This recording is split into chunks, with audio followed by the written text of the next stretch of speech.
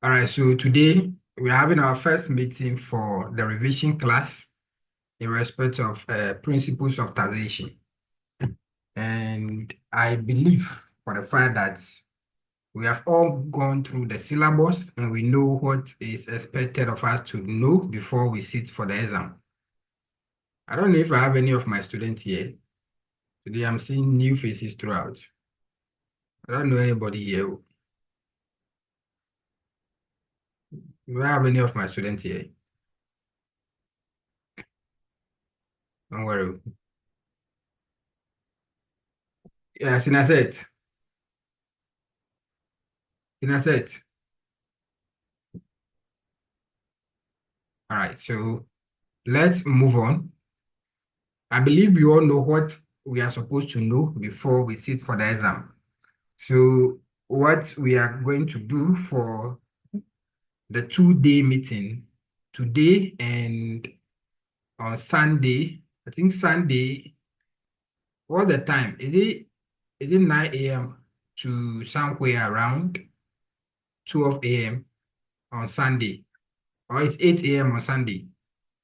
So today's meeting and the second meeting on Sunday, we are just going to be doing revision. That's my job, to help you recap whatever you have learned before you sit for the exam. Now on the screen, I have the format, the exam format from the Institute of Chartered Accountants Ghana. And I believe we have all gone through the format for the exam. Your question number 1 to your question number 5. The areas where each question will come from.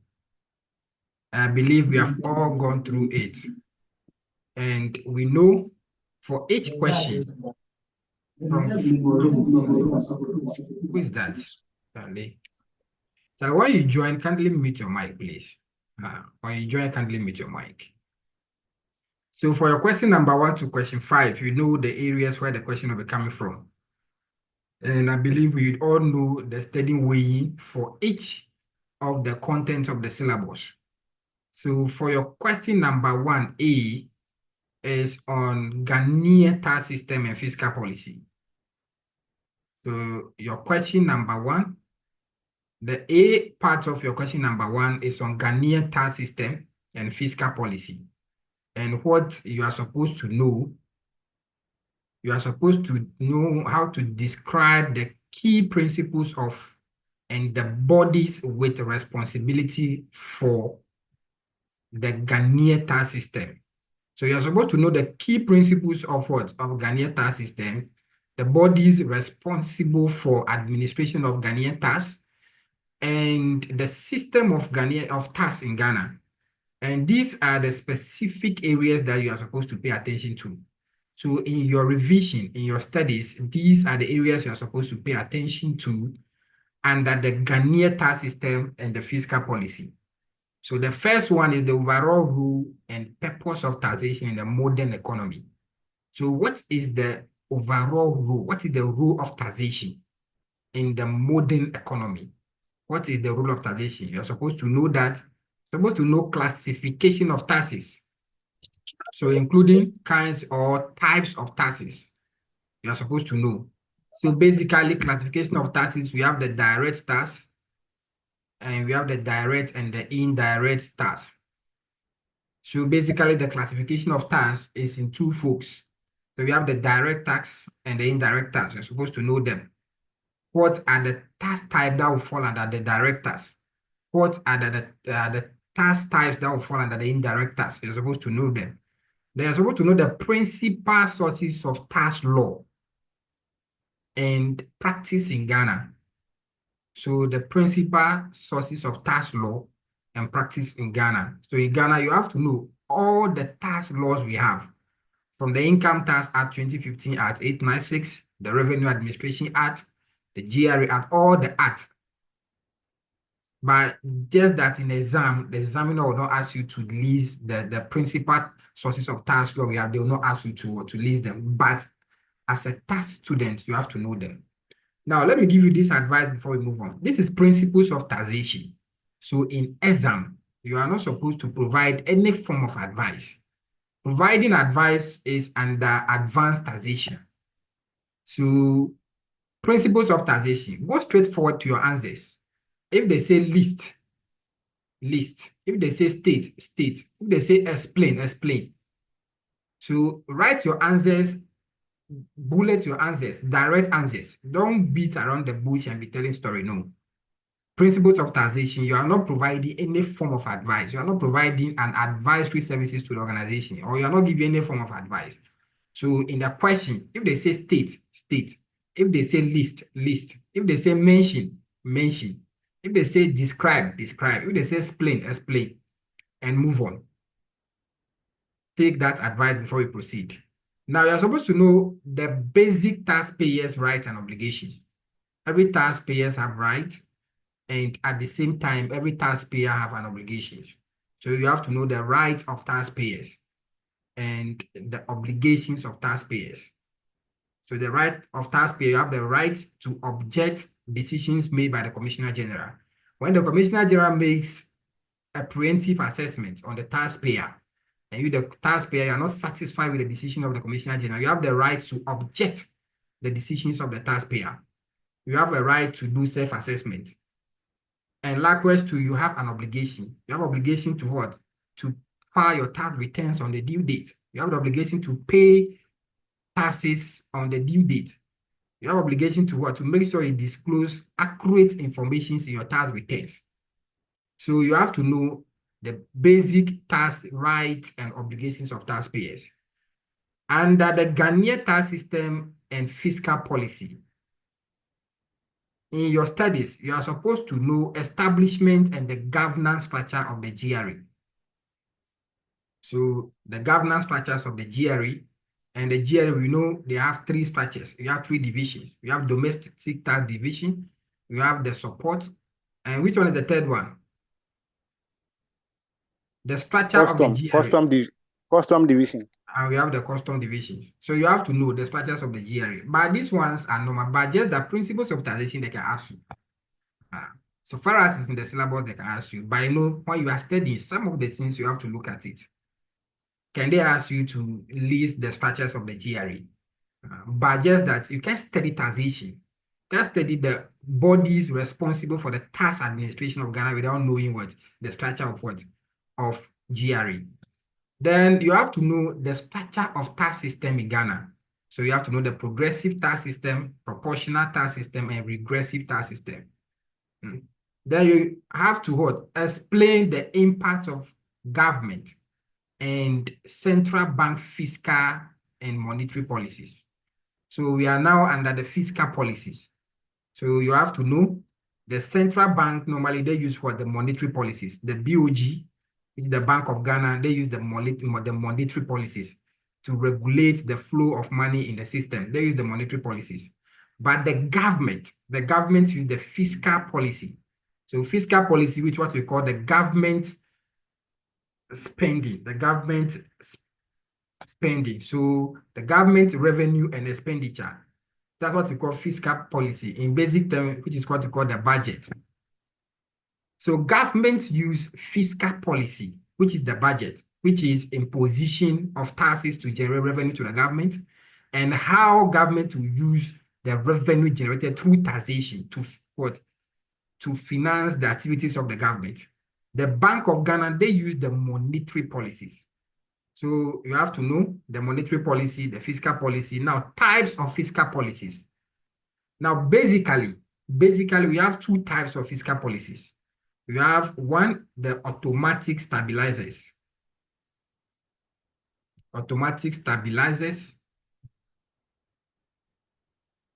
Then we have the discretionary fiscal policy. So fiscal policies, basically we have two types. So we have the automatic stabilizers. Then we have the discretionary fiscal policy. Under the discretionary fiscal policy, we have the expansionary fiscal policy. Then we have the contractionary fiscal policy. So types of fiscal policies, basically we have two. So we have who is that?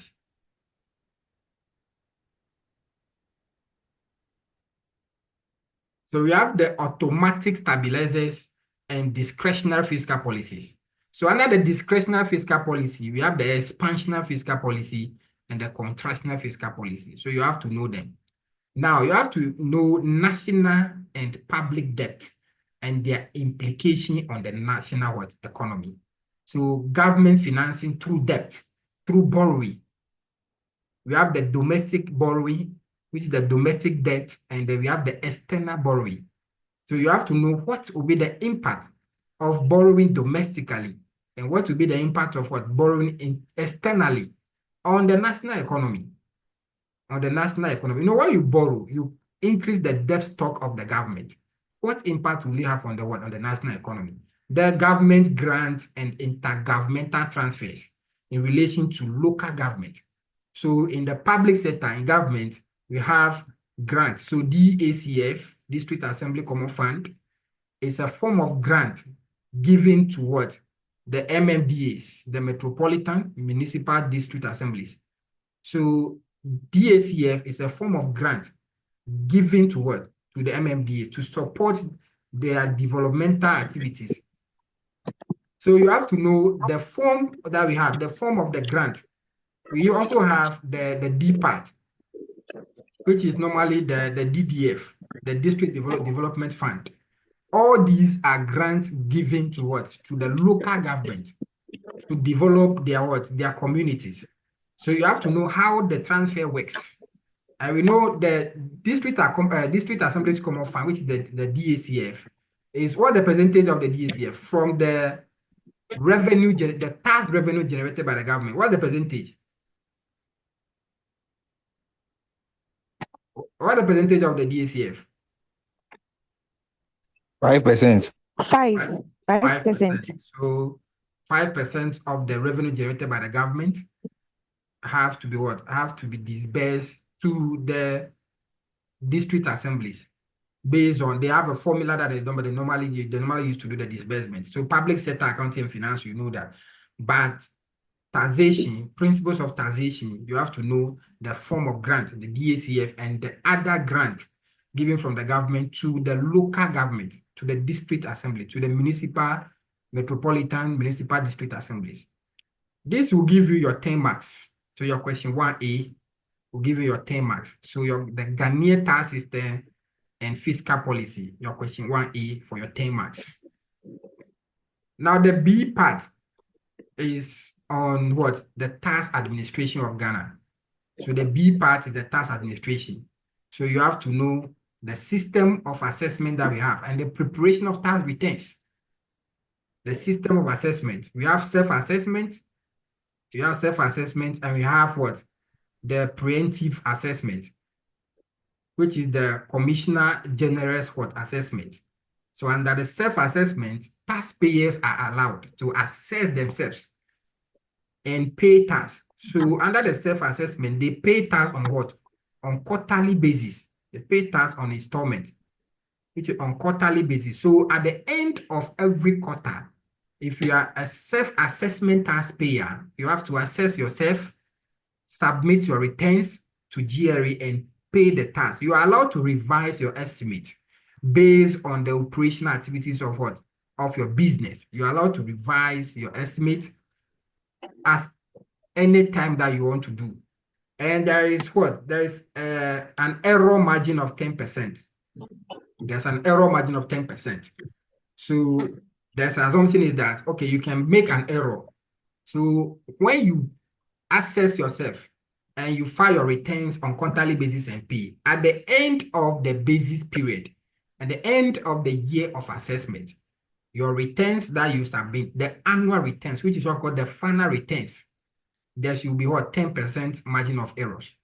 And if your assessment is what? Is understated of the 90% of your actual assessment, you'll be paying what? Interest. You pay interest at what? At the rate of 125% of the DOG rate. Then the preemptive assessment, you have to know the preemptive assessment, which is called the Commissioner General's assessment. So there are some conditions, there are some circumstances whereby the Commissioner General will make an assessment on the taxpayer even before the due date of submission of the returns. Each tax returns, preparation of returns, we know how returns is prepared. We know how returns is prepared. And for each tax returns, there is a specified date that you have to pay. If it is your personal income tax returns, you have to submit it. What's the date for submitting your payee returns? This one is revision. 30th every month. Your payee, 30th of what? Payee, is it 30th of 15th? 15th of the following month. It's 15th. It's 15th of the following month. If it is withholding tax is also 15th of the following month. You have to submit your returns. Yes. So if your returns is relating to, let's say, January, by 15th of February, you have to file that returns. And there are some circumstances whereby the Commissioner General will ask the taxpayer to submit his or her tax returns before the due date. So those circumstances are specified in section 28, subsection 3 of the Revenue Administration Act in 2016 at 915. So first one, when the Commissioner General realized that the person you are about to go into liquidation, you're about to cease operations in Ghana indefinitely, or the taxpayer is about to leave the shores of Ghana. There are some other conditions over there. The Commissioner General can ask you, the taxpayer, to submit your returns before the due date. To submit your returns before the due date. So you have to know all those things. You have to know them. Now, time limit for the submission of returns, claims and payment of taxes, including payment on account in respect of tax type. Even if it is withholding taxes on account, withholding taxes on account, you have to pay them before the due date. Withholding taxes on or before the 15th day of the following month, you have to file your returns and pay the due tax. Now, time to file, pay and claim, refund and set off, taxpayer's identification number and tax clearance certificate, procedures relating to compliance check, dispute resolutions, objections and appeal procedures. All these things, you must be conversant with them before you sit for your exam. Payment and recovering of tax liabilities, offenses, penalties, and interest for non-compliance. Proceedings to recover tax, interest, and penalties, official language, and currency for taxation in Ghana. I don't want to go to all these things. Senior. Yes. Please, which material is this? Because what we have for the revision is not the same as what we are going through. Yeah, this is the format for the exam from ICAG. Wow, okay. I saw the format on the. I didn't print it. Okay. Yes. So I'm just going through it. But this thing is the same as what we've done already in the syllabus. Yeah. It's the same. Nothing will be added. So let's go to the questions. Let's go to the revision questions I have. No, but you can take us through the format. Oh yeah, so the format, this is your question 1. So question 1 is on Ghanaian tax system and fiscal policy, which will be 10 marks. Then tax administration will equally be 10 marks. So your question 1A is on Ghanaian tax system and fiscal policy. The B part, which is B for 10 marks, will be on tax administration. The question 2 is on VAT. We know VAT is 15 marks. Then 5 mark will be from From ethics, importance of ethics in tax practice. That will make up the 15 marks. So under the VAT, you have to know how to explain and compute the effect of value-added tax and custom duties on taxable supplies by taxable persons, paying attention to the following. So you have to know how VAT is computed. VAT is computed on taxable supplies. So you have to know what constitutes taxable supplies. So VAT is paid by By taxable persons. So you have to know the scope of the VAT. And the VAT, we use the invoice credit system. The invoice credit system, which means that at the end of every month, the taxable person who is the registered taxpayer or who is the registered VAT person with what? With the GRA, your input tax will be what? Will be compared with what? With your output tax. So when the output tax is more than the input tax, you pay the excess to what? To the Commissioner General. And when your output tax is less than the input tax, you're allowed to carry the rest forward for the next 6 months. So you can carry the excess input tax that you have incurred for the month. You can carry it forward for the next 6 months and deduct it from your output tax that you make in the following month. So the VAT, we use the input-output system because you are a registered VAT supplier. So definitely you are going to be making purchases. So all the tax, all the VAT that you have paid on all purchases that you have made, you compare it with all VAT that you have charged. So the output VAT, that's the VAT you have charged on your sales. So when the output VAT, the VAT you have charged on your sales is more than the VAT that you have paid on your purchases, the excess VAT, this is what you pay to the Commissioner General. And in other way, when the input VAT is more than the output VAT, you're allowed to carry the excess VAT you have paid forward for the next 6 months and deduct it from any excess output that you have made for the following month. So you have to know the requirements for VAT registration. What are the requirements for VAT registration? What are the requirements? The examiner like this area. What are the requirements for VAT registration? You have the turnover threshold. So on annually, the annual turnover is 200,000 Ghana cedis. So if you make a taxable supply to a total value of 200,000 Ghana cedis at the end of every year, then you qualify to register. So we have the quarterly breakdown. So the quarterly breakdown is 50,000. So if you make a turnover, if you make a taxable supply on quarterly basis every 3 months, and the value will be what? Up to 50,000, you are required to register. And likewise, there are some group of people that despite the turnover threshold, they are required by what? They are required to register for VAT. We know those people. The first one is a promoter of public entertainment. So if you're a promoter of public entertainment, before 2 days, that's 48 hours to the date of the program, to the date of the event, you have to register for VAT. You don't need to meet the threshold before you register. If you are an auctioneer, immediately you become an auctioneer, you have to register for VAT. If you are local authority, national authority, government institutions, so far as you make a taxable supply, you have to register for the VAT. You don't have to meet the registration threshold. You have to know how VAT is computed, computation of VAT. And we know how VAT is computed. VAT is computed on the levies inclusive amount. On the levies inclusive amount. So you know the amount of the supply, you calculate all your levies. So the levies, we have the National Health Insurance Levy, which is what the rate? 2.5%. Your get fund levy is also 2.5%. Then we have your the COVID levy, 1%. The total levies is what? Is 6%. This will be computed on the amount of the taxable supply. Take note. Then the levies inclusive amount, that's what we charge VAT at the rate of what?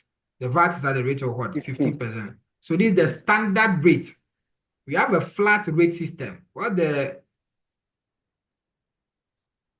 is the 50% the flat rate or the standard rate? Standard rate. So the 50% is the standard rate. So you have a flat rate system of what? Of 4%. So 3% for the VAT, then 1% for the COVID, making 4%. And under VAT, the most difficult computation is the reverse approach. When they give you the amount, which is VAT and levies inclusive amount, how you have to strike the VAT amount and the levies amount out. That's just the most difficult computation. Because in the normal way, when they give you amount of supply, exclusive of the levies and the VAT, You can just apply the percentage on it, add the levies amount to the amount of taxable supply, charge your 15% on it and go. But when they give you the VAT inclusive amount, so in question, take note of the invoice value given to you. If the invoice value is VAT inclusive, VAT and levies inclusive, then you have to know how you strike the difference. There is a simple approach. So normally you can use, if they give you, let's say if they give you 200,000, the 200,000 is the VAT and levies, inclusive. First of all, you can use the approach in the practice note by GRE. You know how to do that. So just find the 15%, 15 over 115 multiplied by the 200,000. This will give you the VAT amount. Then take the VAT amount out of the VAT and levies inclusive amount before you come and compute the VAT. So the levies, what you do is it will be the National Health Insurance levy will be 2.5 over 106 multiplied by what? By the VAT exclusive amount. COVID to this get fund to the same thing, COVID 1 over 106 multiplied by the VAT exclusive amount. But there is another approach that you can use. You see, all the VAT and the levies,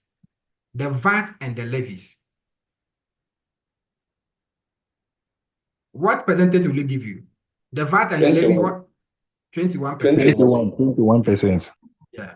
But at the normal sense, the rate is 21.9%.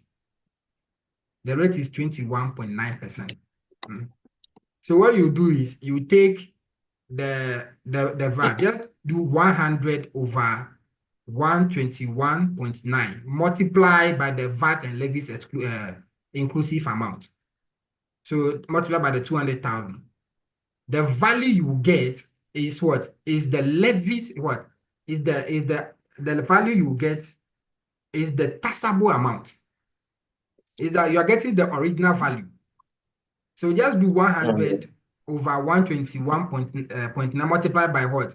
The VAT and levies inclusive amount. It's like you are looking for the original value, which is the taxable value. No, which is the amount of the supply, Yeah. So when you get that value, just come and find what? Just come and calculate your things on it. Just come and calculate your You 2. find the one on it. Just come and find the 1 on it. Then that's where you are going. This is the simplest approach. This one is very simple. So just keep this value in your mind. So just 100 over 121.9 multiplied by the VAT and levies inclusive amount. What you get is the amount of the supply. Just come and find the value, the levies on that value 111, then you are gone. Or you use the normal standard approach, the approach in the practice note. Find the VAT first, the one that works for you. Find the VAT first.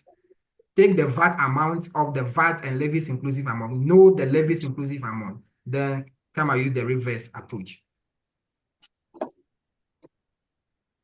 But under the VAT, the most difficult thing is the theory. But I beg you have to take your time, read through the theories, and we'll be fine. 15 marks there, you have to get something here. You have to get the pass mark from here.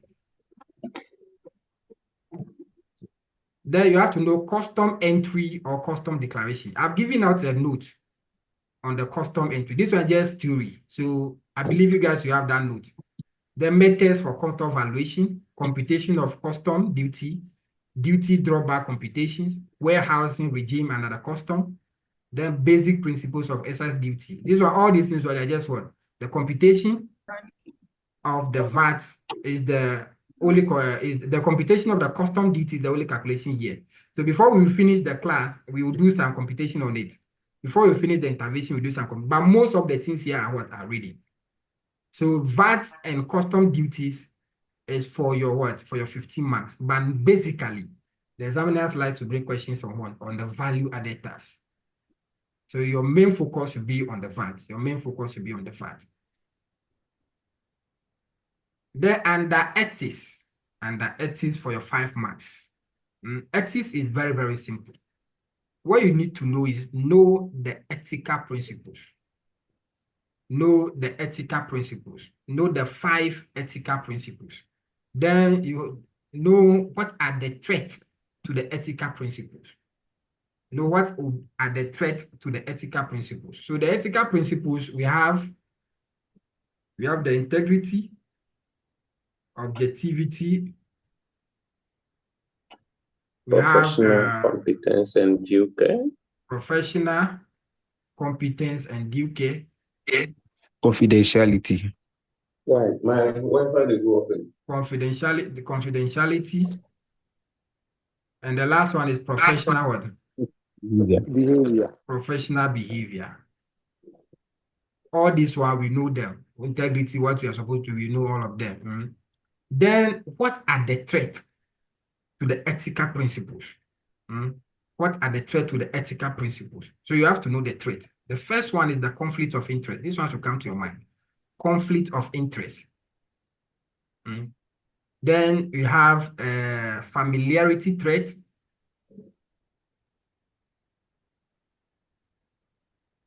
We have self-review. Review.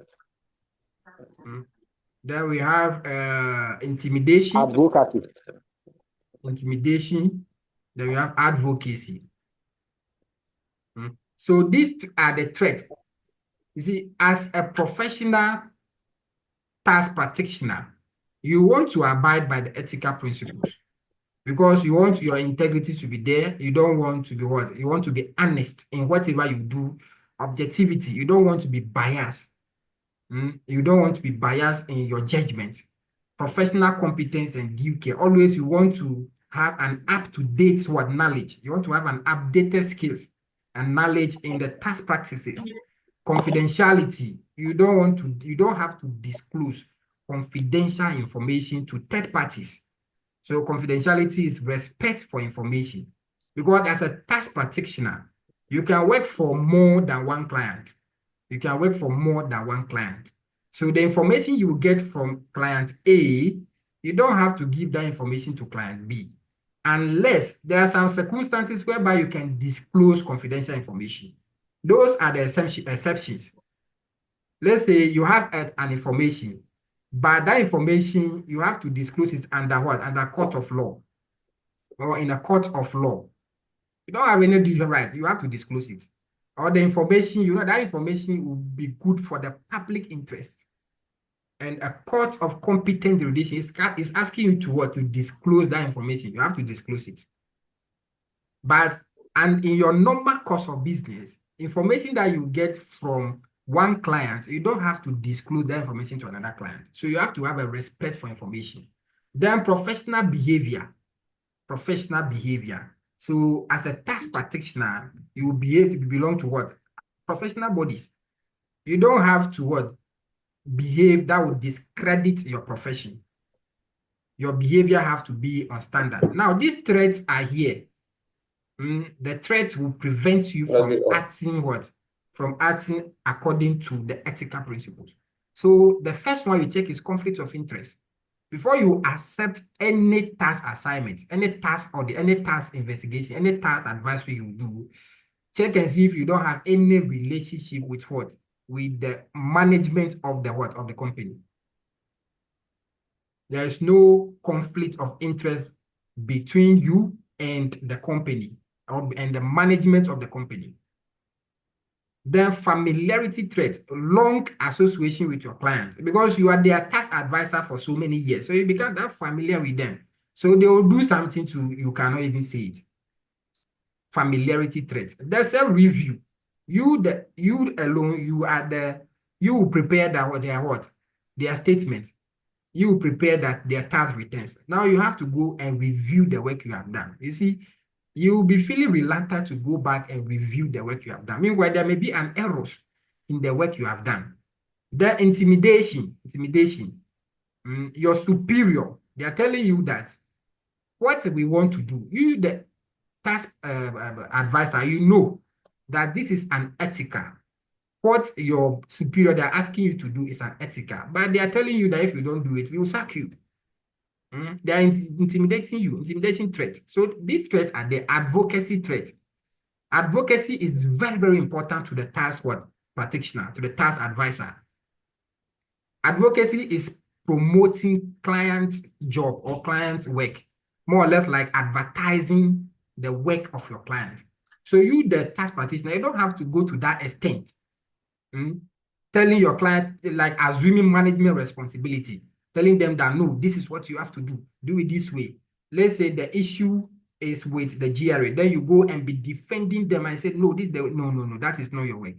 All these here are here. If you are that type that you promote the work or the unethical work of your clients, you are what? First of all, your integrity will go down.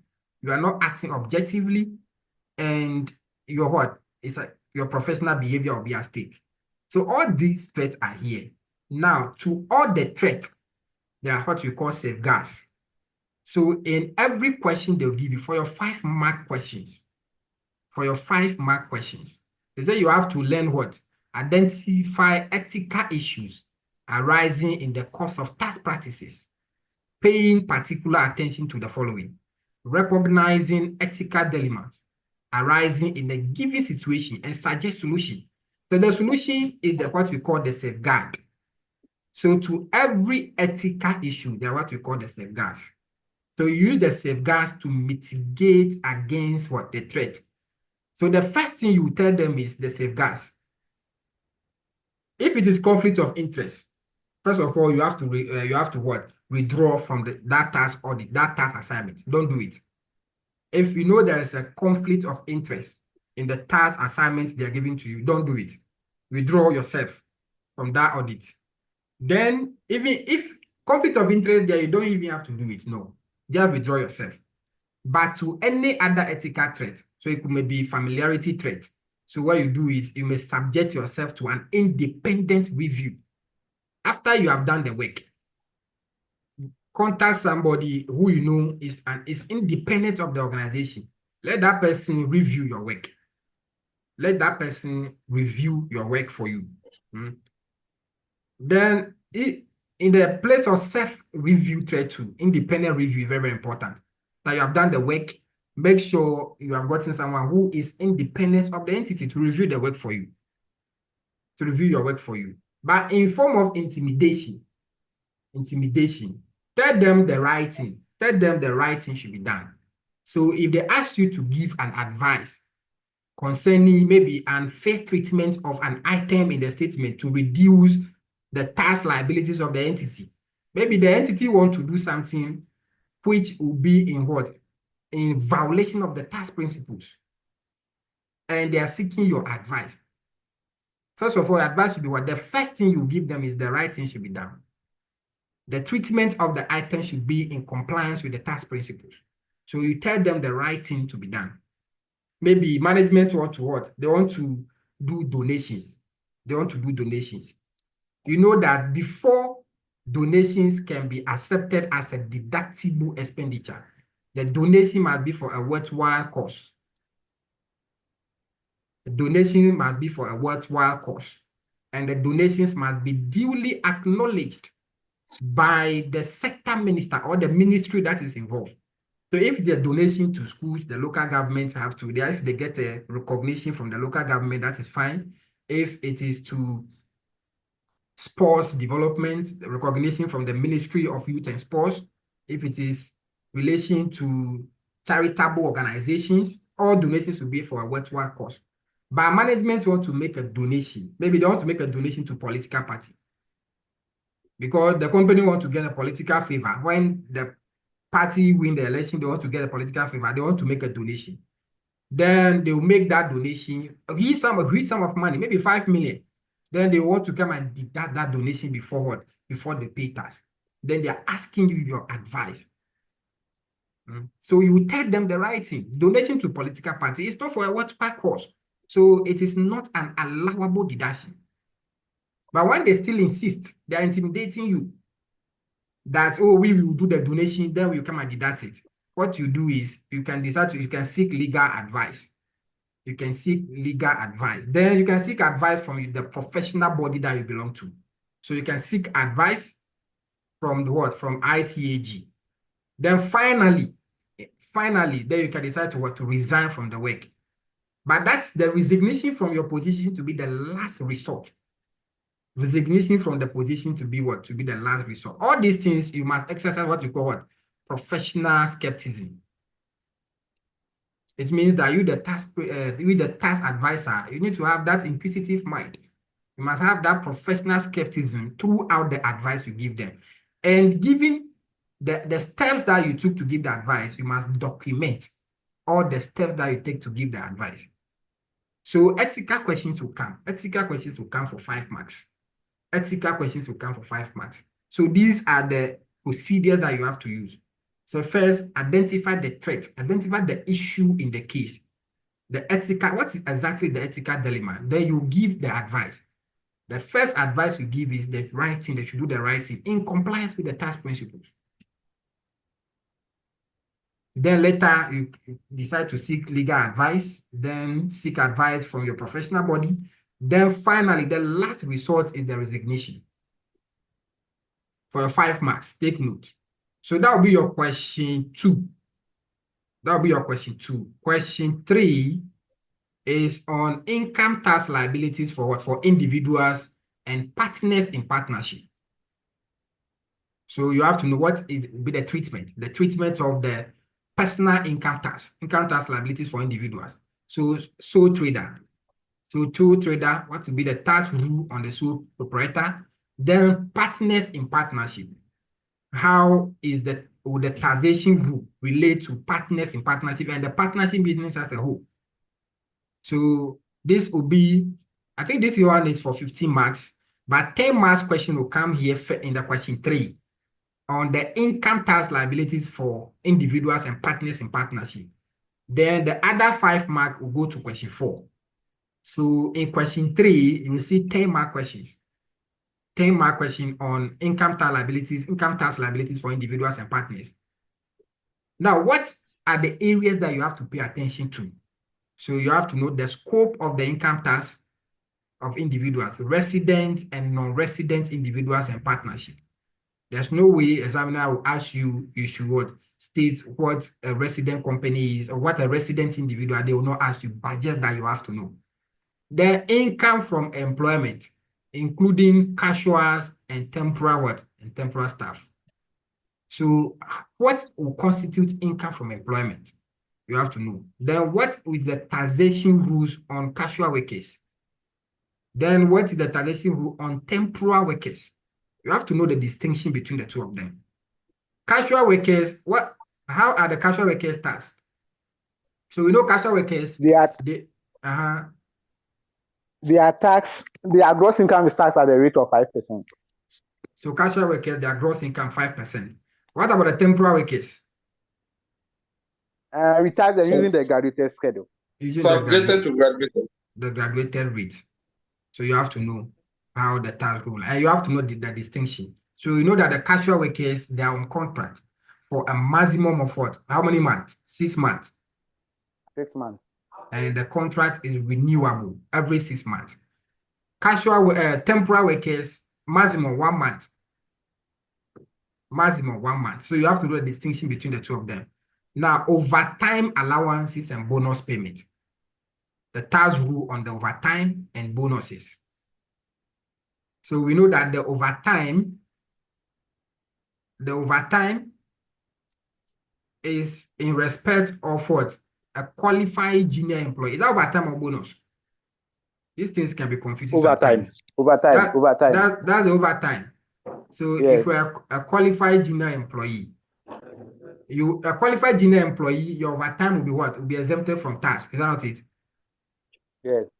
But if you are not a qualified junior employee and your overtime is what? What's the rule? What's the tax rule on the overtime? If you are a junior qualifying employee,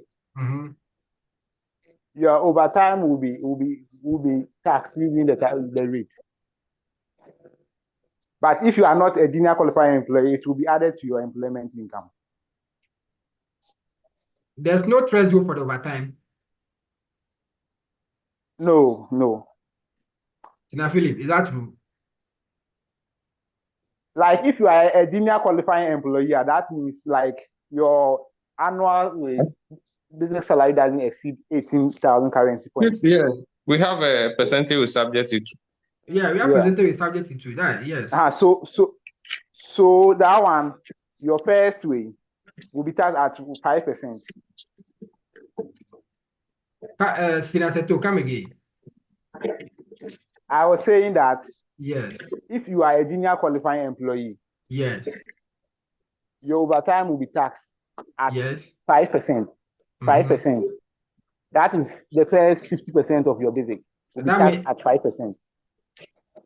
then the amount in excess of the 50% Will be taxed at 10%. we tax at 10%. Correct. Correct. This is what I was asking to say. But what about if you are let's say you are a senior employee? If you are a senior employee, your total Yeah. overtime will be added to your Will be added employment to your income and tax subjected deduction. to graduated rate. Yes. What about the bonus? For the bonus, like you find 15% of your basic. 15% of what? Of your basic. Of your basic salary. Yes. So what about if the bonus is equivalent to the 15%? What's the tax rate? That one is 5%. It's 5%. So the amount in excess of the 15% will be taxed at what rate? 10%. No, the amount will be added to your income and tax. Added to the Yeah, it should be Yeah. graduated. Yeah, the amount in Sure. excess of the The amount in excess of the Excess to be 15% graduated. will be added to will your be income and added is to your- subjected to the graduated rate. Yes. No, this one, the percentages are many. It will confuse you, but we'll be fine. Okay. Then you have to know income from business. So your trade, your profession, and vocation. So including partnership. So income from business. You have to know what constitutes income from business. The income from investment. And in all these things, you know how the calculation is done. Income from employment, your accessible income from employment must be determined separately from your accessible income from what? From business and your accessible income from investment. Before we know the total accessible income, then you take all the reliefs out. Then you have your chargeable income, which will be subjected to what? To the graduated rate. So you must know how the computation is done. Now, treatment of gifts. How is gift treated? When you receive a taxable gift, how is the treatment?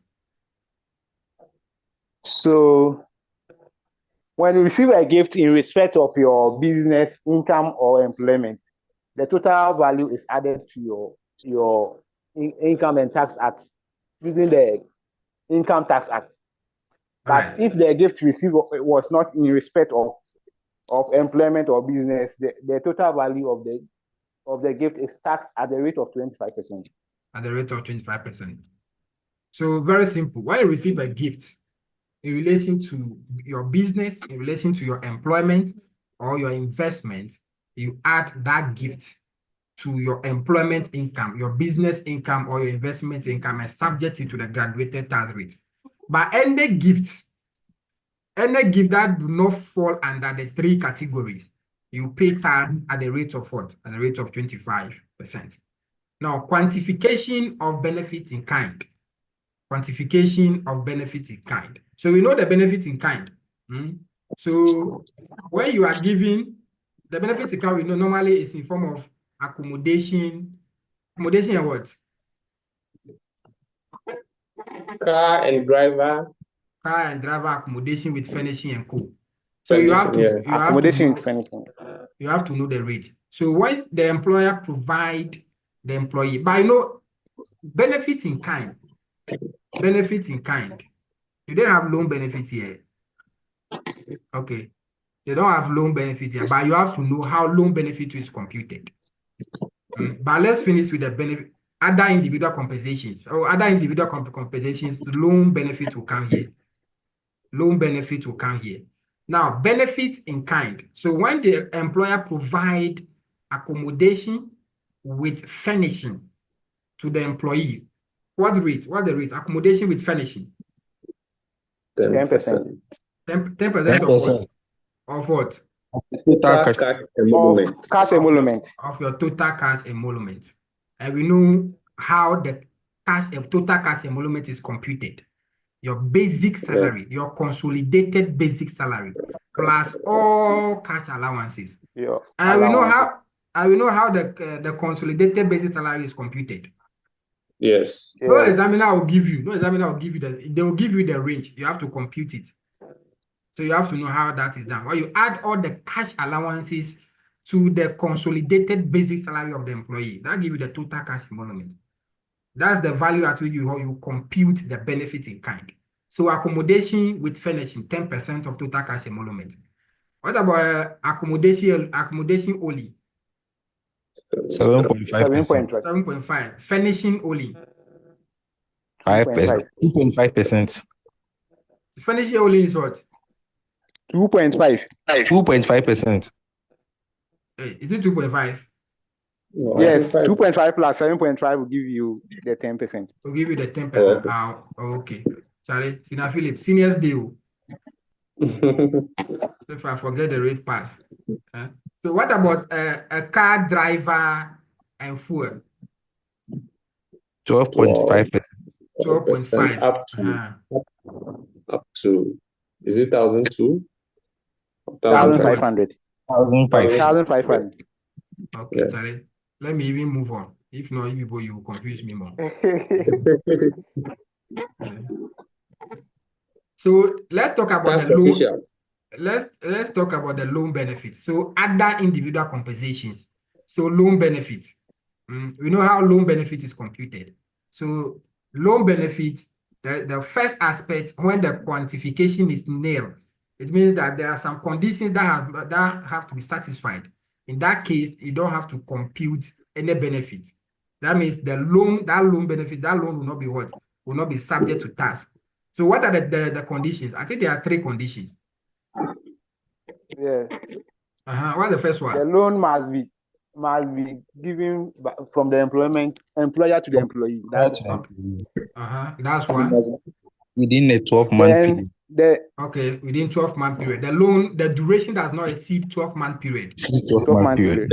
Okay, the third The one is what? total amounts and outstanding balance. The current and the loan amount together with any More amount than. outstanding should exceed 3 months of the basic salary of the employee. Should not exceed 3 months. So in other way, when the duration exceeds 12-month period, the loan amount plus any outstanding loan balance within the previous 12-month period exceed the 3 months basic salary of the employee, then you quantify. Now, how do you do the quantification?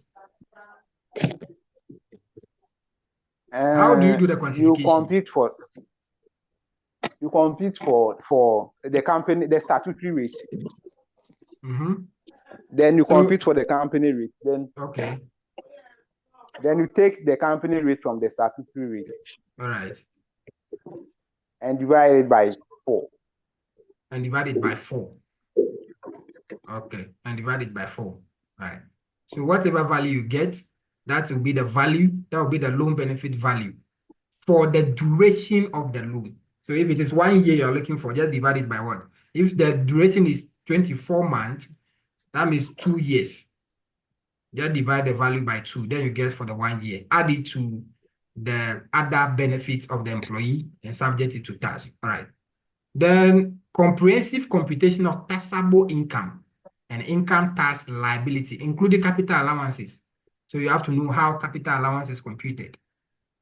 The pooling system, how the pooling system works. You have to know how the pooling system works. So you have pool 1 to pool 5. So let's do some quick revision. Today there is no revision we are going to do. So the pool 1, which assets fall under the pool 1? You can't go to this exam without knowing. Computer and data handling. Data handling machine. And other peripherals. You like. So the rate is what? 40%. 40%. 40%. On what basis?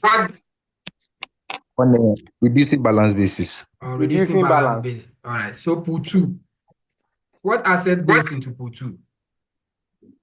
Automobiles. Automobile, vehicle, plant and machinery, manufacturing. In manufacturing. Right. Plant and machinery used in manufacturing. So in that case, you have to take note of the company. The company is a manufacturing company, and they have plant and machinery. That plant and machinery go into pool 2. But if the plant and machinery is not used in manufacturing, it goes to which class? Class 3. All right, class 3. So the pool 2, the automobiles, vehicles, all earth moving equipment and the rest. Now the vehicles. So the vehicles, we have two categories of the vehicles. We have the commercial vehicles and the non-commercial vehicles. So the commercial vehicles, we know that the law says they should be able to carry a load up to more than half a ton, or they should be able to carry more than 13 passengers. Is that not it? All right. Yes. So if the vehicle cannot carry a load up to half a ton or more than 30 passengers, that vehicle will be classified as a non-commercial vehicle. So the non-commercial vehicle, you limit the value to what amount? 75,000. 25,000. Good. Now, the vehicles. So we know the non-commercial vehicle, we know them, the saloon cars, the sport utility vehicles, and the rest. If in the question, they give you, they just said they say motor vehicle. The question, they say motor vehicle. The question did not tell you the form of motor vehicle. The question did not tell you that the motor vehicle is a saloon car, is blah, blah, blah, blah, blah. So for us, it's just motor vehicle. It's just motor vehicle. Limits the value to 75,000. Take note. If it is just motor vehicle, limits the value to 75,000. Now, if it is motor vehicles, as S has been added, you don't know the number. They say motor vehicles, they say 200,000. Is it my internet or what? I believe it's your internet. I'm saying that in the question, if they said, examiner said motor vehicle, Mr. Philip, if the examiner said motor vehicle, limit the value to 75,000. But if the question said motor vehicles, there is S, and the value is 200,000, they give you the value more than 75,000. This one, you don't know the number, either 1, 2, or 3. You don't limit the value. Do not limit the value. I missed that portion. All right, so for the capital allowance purpose, Hello? we know that, yes, senior. Mr. Philip, can you hear me? Can somebody hear me? Is it my network or is from his end? We can hear you. We can hear you. We can hear you. So you should go back and come. Yeah, Mr. Philip. Yeah, I said when is 75 will limit, but from there I didn't hear anything. Yes, I'm saying that when the question say, when the examiner said motor vehicle, yeah, we limit. You limit. But yeah, if they add S, motor vehicles, you don't limit the value. You don't limit the value because you don't know the number of the vehicles. So you don't limit the value. Now, what about if they say here before? If they said motor vehicles and the examiner said that the motor vehicles is 2 number. So, Mr. Philip, are you back now? Are you okay? Are you stable now? All right. So if the examiner said motor vehicles and they said into bracket 2 number, that means 2 motor vehicles. And they are telling you that these motor vehicles are what? They are saloon car. Then, and the value they gave you is 170,000 Ghana cedis. And they are telling you that there is 2 motor vehicles. Now you know the number. And they're saying the 2 motor vehicles are saloon cars. And the total value for the 2 is 170,000 Ghana cedis. You have to limit the value to 150,000 Ghana cedis. Are we clear on that? Are we clear on that? Yeah. Yes. So for capital allowance purpose, you have to take note of that. Now let's go to pool 3. So what asset go into pool 3?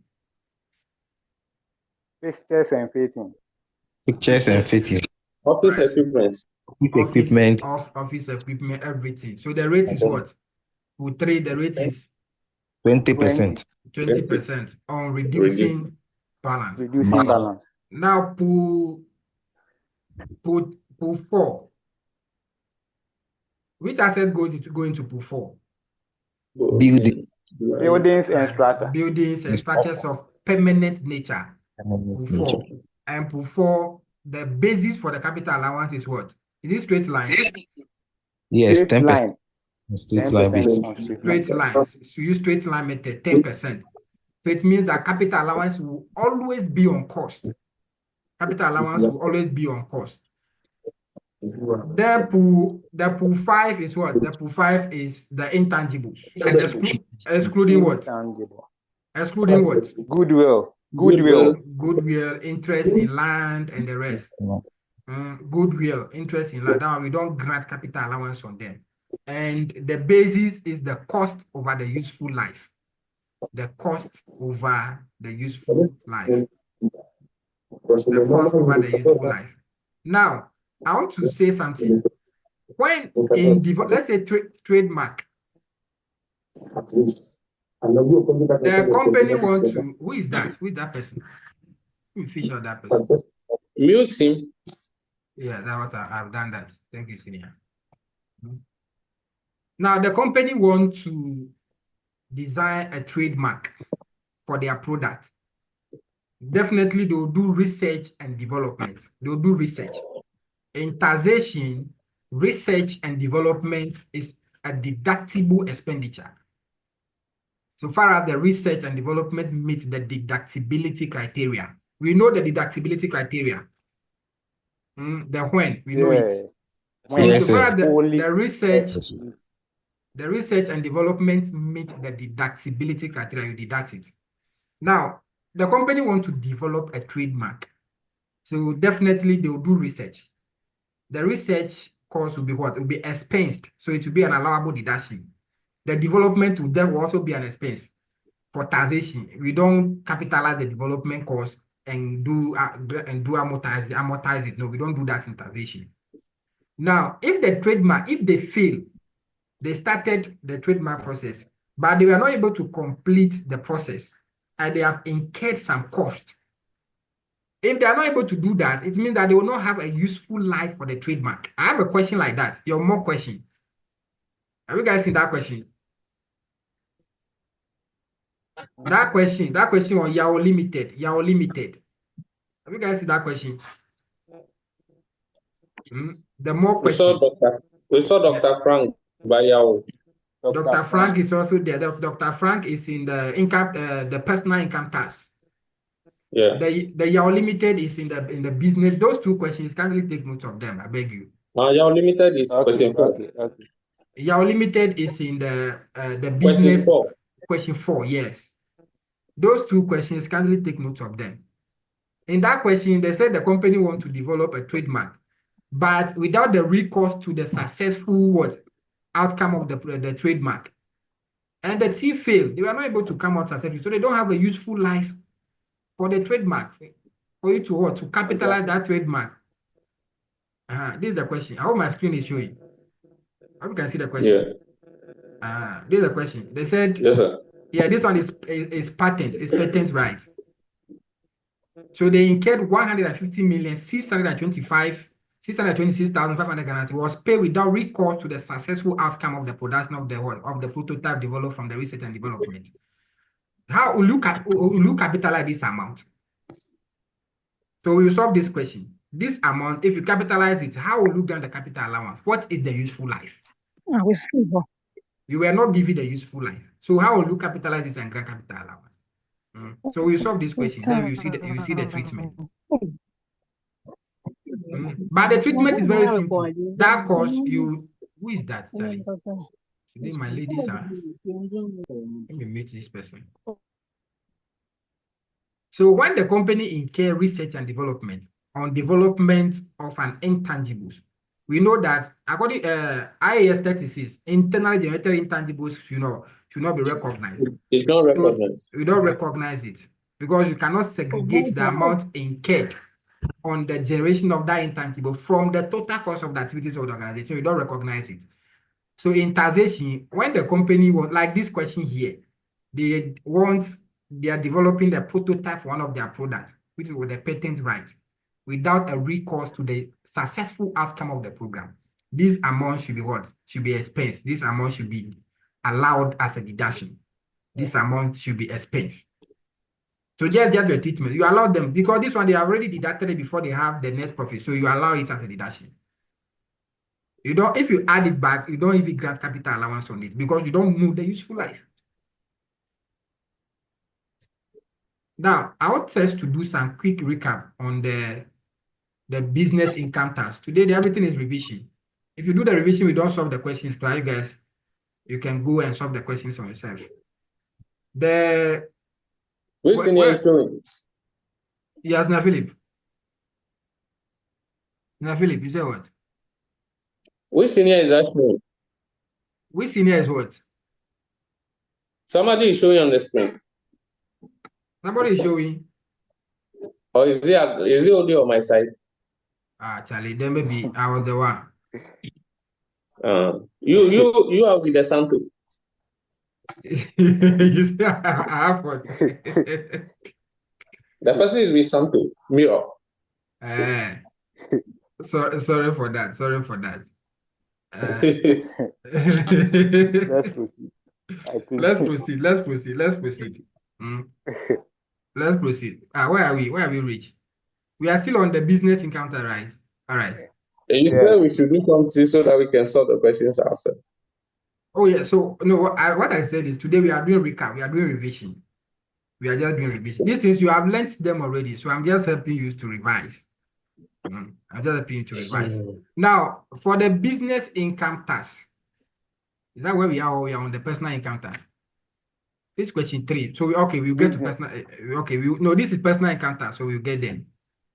So we've done capital allowance. So you have to know the use of exemptions and reliefs in deferring and minimizing income tax liabilities. So how will individuals use exemptions? You know, there are some business as an individual, you engage in them, you'll be exempted from tax. If you are an individual and you have your business registered under the Free Zone Act or under in any of the free zone enclaves, you know that for a period of 10 years, you will not pay tax. For a period of 10 years, you will not pay tax. So the tax holidays, the tax planning holidays. So how an individual will use the tax planning holidays to what? To maximize their incomes and reliefs. We know the reliefs. We know the reliefs. So we know the marriage and responsibility relief. That one is how much? How much is it? Marriage or responsibility? 1,200 per annum. Then we have child education. 600 per one. 600 per one, up to a maximum of what? 3 children. Up to a maximum of 3 children. And your children must be in a recognized education in Ghana. In Ghana, if your children, you have money, your children are in school elsewhere, outside the borders of Ghana, you will not be entitled to the reliefs. Then we have the old age. Is it the old age or what? Or age dependent? Yes, old age or age dependent. What the relief? 1,000. 1,000. 1,000, maximum of 2. Maximum of 2. Maximum of 2 age dependent. Then you have disability relief. What the rate? 25%. 25% of accessible income. 25%. Accessible income. 25%. All right. So what other relief do you have? You have education and training. Education and training. What? That one is how much? 2,000. 2,000. 2,000 is the maximum you can claim. And the other reliefs Need provident fund. Need provident funds and the rest. The provident fund, you have that's the 3rd tier. Yeah. So the provident fund, you are as an individual, both your individual contributions and that of your employer's contribution. The aggregate of 2 should not be more than what? 16.5%. You see, that question, I think the question on the Dr. Frank, the last sentence over there, you were told that question, the man contributes what? 25% to what? GU something. If we didn't solve that question, the question on Dr. Yeah, Frank, we saw. I saw people, you just find the 25% on his basic salary and deduct it. I was like, oh, the maximum is 16.5. That association dues, that is 30 year. That is provident fund contribution. The maximum the person can contribute is 16.5. But if you just, even Sina Philip, you have done that. You just multiply the 25% of the basic salary and deduct it. The maximum you can do for a provident fund is 16.5. So he was contributing 25%. So you cannot deduct all the 25.5. You can only deduct up to a maximum of 16.5. No, I didn't take the relief. You didn't take the relief. You have not done that. Then maybe it's set. Maybe it's set. I didn't take the relief. Maybe it's set who have done that. So kindly take note. Yeah, it's me. Then we know the SNIT, the compulsory deduction is 5.5. It's not 5%. The compulsory deduction from the employee's basic salary is 5.5%. Then the employer will pay what? 13%. So the 13% is paid by the employer on behalf of the employee. Then the employer has to deduct 5.5% from the employee's salary and pay that one on behalf of the employee. So you have to know. So you have to know that the 3-tier system, tier 1, 2, and 3. Then computation of persons in respect of what? Employees and employers. All right. Then you have to know how pension benefit is computed. How do you compute pension benefit? Our last lesson. Yes. How do you compute pension benefit? How do you compute pension benefit? You have to know how pension benefit is computed. So first of all, the employee, you can retire as you want to clear that for us. The floor is yours. Yeah, like there are certain conditions that you are expected to meet. Okay. Like you should be 60 years and above. You should be what? You should be 60 years and above. Okay, that is the full pension. 60 years and above, that's the full pension. You can equally do the reduced pension. You are 55 up to 59. You want to retire voluntarily. So the full pension. Then it should be. That's the second condition that I wanted to give. Yes, yeah. We are with you. Like you should be a contributor to the fund for 15 years. For a minimum of 15 years.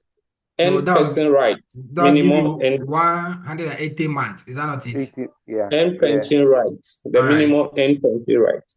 Okay. So this is the end pension right. That's the minimum 15 years. That's the minimum, yeah. All right. So since the two, let's move on. So those conditions must be met before you calculate for the pension listing.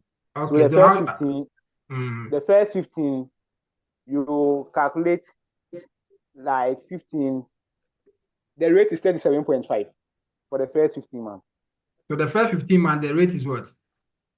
37.5. The end pension right is the minimum end pension right is 37.5. 37.5%. All right. So it means annually the rate is 2.5%. Yeah. All right. Additional rights. Then if there is an additional writer, that one is 1.125%. You are too good. Is it monthly or annually? You multiply by whatever. Annually. So the 1.125 is the annually rate. All right. Yeah. So the number of years in excess of the 15 years. Yeah. So this will give you the additional end pension right. You add it to the minimum one. That will give you the end pension right of what? Of the employee. What do you do next? So in all, you have 48.75. So you add the percentage that you get to the 37.5 and multiply it by your average annual salary. Is it just the average annual salary? Is it just the average annual salary? How will you find the average? If you say average annual salary, the average is the total of the last 3 months. Last 3 months. It's not total of the last 3 Last months. No. 3 years. Last 3 years. The best 3 years. The best. Thank you, Sina Philip. So the best 3 years average. 3 years best salary. Average. The average. That's what you do. So the 3 years best average. So you add all those 3 years, divide it by 3. That will give you the average. Multiply by the end pension right. That will give you what? The pension benefit. That will give you the annual pension benefit. Divide it by 12 months, then you know the monthly pension benefit. Monthly. All right. You know your Shatawali level. Yes. The monthly distance excess way, that one is 0 point sometimes. I've forgotten. 0 point. Yeah. But if you know, don't even bother yourself with that one. That one is just divide by 12. Just divide this one by 12. 1.125 by 12. 0.09375. 0.09375. This gives you the monthly rate. All right, let's move on. So we are on question 3. So the first part, which will be 10 marks on the income tax liabilities for what? But it didn't say anything about partners. This is what you don't want us to know partners. Partners is at part question 3, right? Yeah, question 3, income tax liabilities for individuals and partners. That's your question 3A. Okay. 10 marks. So that place they can decide to give you questions on partners, on partnership, or they can decide to give you question on a sole trader, an individual. Now we know how partnership taxation works. So for partnership, the partnership business itself is not subject to tax. So the taxation lies in the hands of what? Each individual partners. So the profits that will be appropriated to each individual partners, that is the profit as which what? That will be subject to tax in the hands of each individual partners. So partnership as a partnership business itself is not subject to tax. The tax lies in the hands of each individual partners. So you go through your normal process. You prepare the partnership account. You prepare your partnership account, get your profit for appropriation, share that profit to the partners. That will be the profit that will be subject to tax. Now, in determining profit for appropriation, there are certain things that you cannot add. There are certain individual allowances that you cannot deduct before you get profit for appropriation. So interest on capital is not deducted. Interest on loans paid to each of the partners is not deducted. Allowances paid to the partners is not deducted. So when they give you a question that those items were deducted before they get profit for appropriation, then you have to adjust the profit. What of salary? Partner salary is also part. I just mentioned few. Partner salary is also part. Okay. Those ones, because they are paid to each individual partners. They are paid to each individual partners. So add them back, adjust the profit, know your profit for appropriation, share that profit to the partners. Now come back and add those individual allowances, those individual gains to each individual partner's income and subject it to tax using the graduated rate. So it's just simple like what? ABC, just simple like that. You come back to add which one again?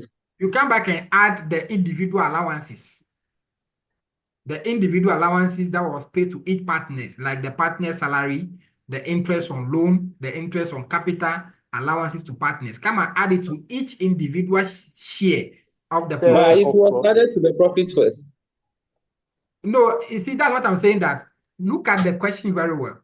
If those items were deducted before they get profit from the profit, yes. If they were deducted from the profit, add it back to the profit. Okay. Before you share the profit. Because when you share to you add again.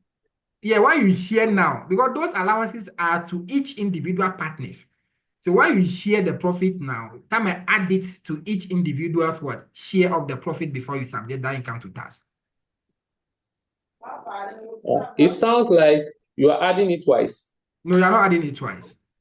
What I mean is, let's say profits, let's say the net profit of the business is 200 million. Now, this 200 million, was arrived at After deducting. after deducting partner salary. So Kofi is 200,000.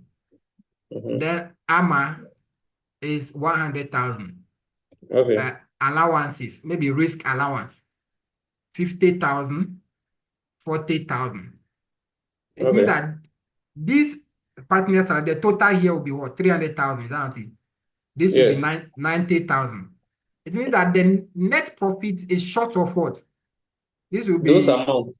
this amount. This will be 390,000. Yeah. The net profit is short of this amount. So to get the true net profit for appropriation, come and add it back. Yeah, the 390 to the 2 million. So it will be 2,390,000. This will be the actual profit for appropriation. Okay. This will be the actual profit for appropriation. Now share So this after profit. appropriating it, after sharing it to the partners, you go and add it back. You go and add the same thing to the partners. Yes, it's just one adding, because at first it was deducted, which is supposed not to be. Okay. You are correcting the mistake, and you are not correcting adding. the mistake. Yes, you are correcting the mistake. When I saw the solution to the past question, I thought it was double deduction because you add it back. It was not double, no.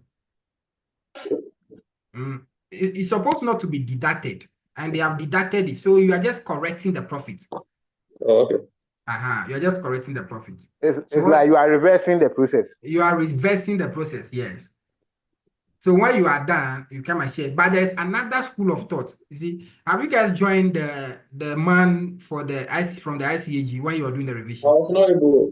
When can we get that video? It was working hours, so it was working hours Friday 11. Yes. Where can we get that video? It's on Facebook. Just go YouTube to or Facebook?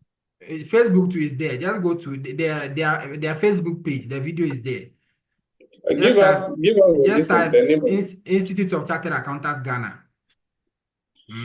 It will come. You go to their video. You see all the videos are there. That day they were streaming live from Facebook too, so the videos are there.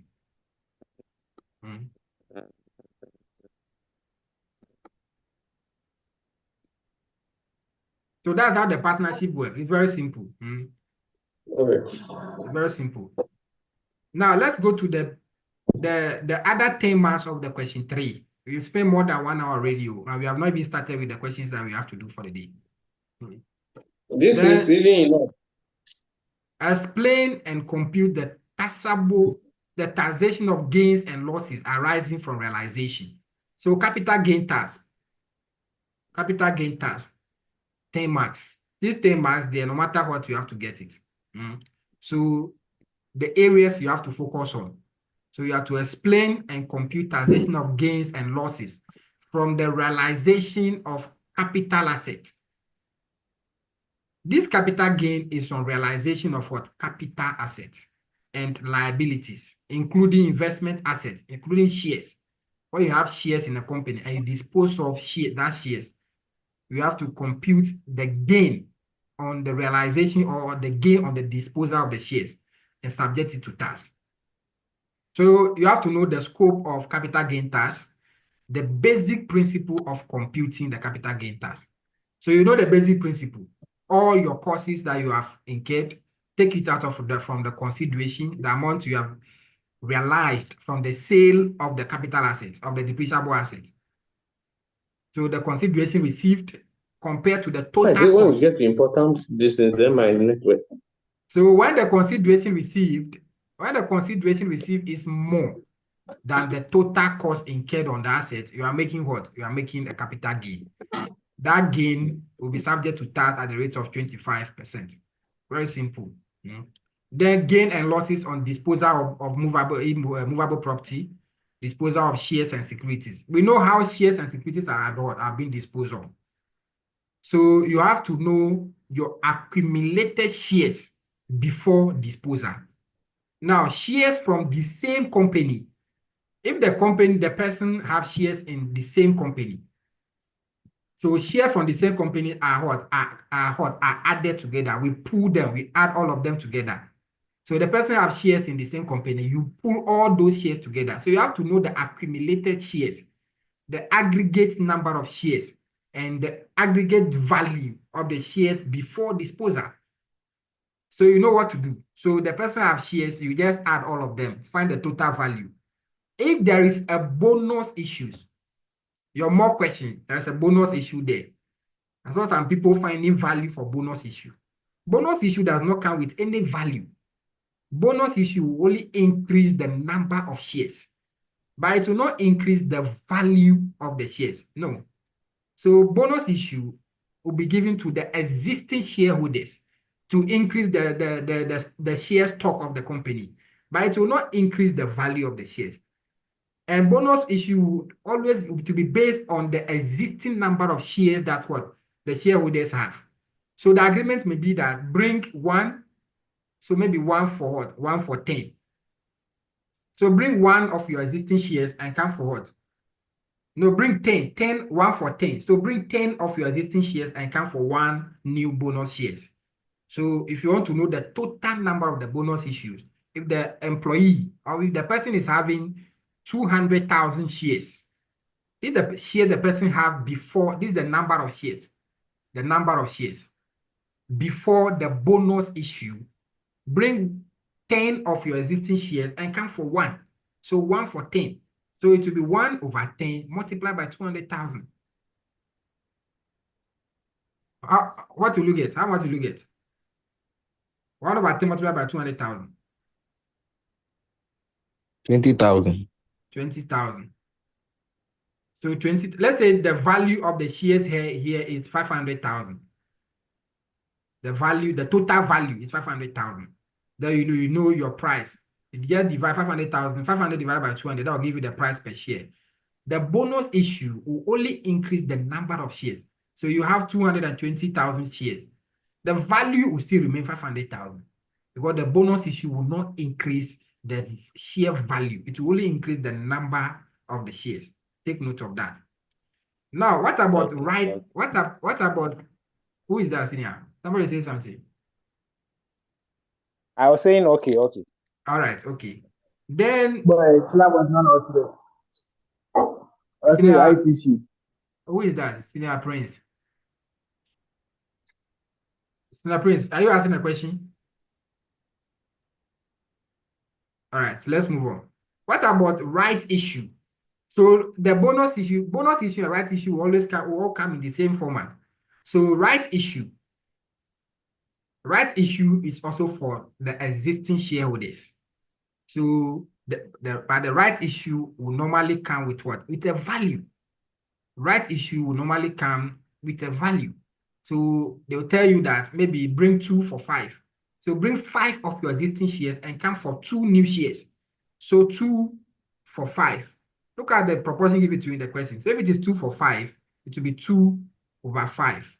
Then multiply by what? The person is having 200,000 shares. The right issue will also be on the existing shares that the shareholder have. So it will be 2 over 5 multiplied by 220,000. Then the right issue will always come with a value. Then they will tell you at what? Maybe at 1 CD, 20 pesos. Bring 5 of your existing shares and come for 2 new shares. Each of them will be priced at what? 1 CD what? 1 CD, 20 pesos. So 2 for 5. So that will be 2 over 5 multiplied by 200,000. How much will you get? 220,000. 88,000. You get 88,000. So 88,000 at what? At 1 CD, 20 pesos. How much will you get? 105,600. 105,600. So you see that your total value of the share now will now be what? 88,000 plus 220,000. 308,000. The total value will be what? 500,000 plus 105,600. So this will give you 605,600. So this is now the total shares that the shareholder have before disposal. So if the question said the person have disposed of, let's say 200,000 shares at maybe and make a sales proceed of what? Of 1 million. Dispose 200,000 shares and make a sales proceeds of 1 million. So the person has disposed of 200,000. So you just can say disposal. Dispose of 200,000. So you take it out of the number of shares the person have before disposal. So you now have 108,000 shares before disposal. Before disposal. You make 1 million from disposing 200,000 shares. So how much will be the price per share? So that will be 1 million divided by 200,000. How much will you get?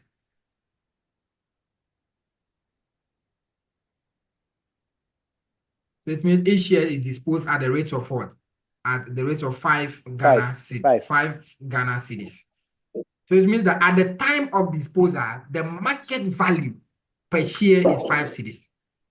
So if the question did not give you the market value, you know the way the questions can be. Sometimes they will not give you the value. They only tell you that the person has disposed of 200,000 shares at what? Maybe 5 Ghana cedis. So it means that the market value at the time of disposal is 5 Ghana cedis. So you have to multiply the 200,000 by 5 cedis. That will give you 1 million. Now you have to find the cost of shares. So it's the cost of shares that you compare with the consideration received. That will tell you whether you are making the gain or you are making what? A loss. If you're making the gain, that gain will be a capital gain. A tax of 25% will be charged on, will be applicable to the gain. Now, how do you determine the cost? So now we know that the proceed is 1 million. How do you determine the cost? So to determine the cost of the shares, how do you determine the cost? Cost of shares. A over what? A plus B. A plus B multiplied by C. All times C. All times C. Thank you, senior. This is the formula you have to use. Now, what is A? The proceed.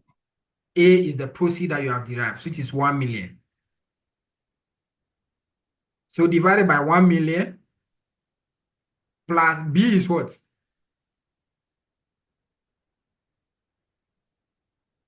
The value of the share before disposal. Is that B? I'm not sure that would be B. That would be C. That one is C. That one is C. Yeah. Yeah. C is the value of the shares before disposal. So which will be 106,000, 605,600. Yes. Now the B is what?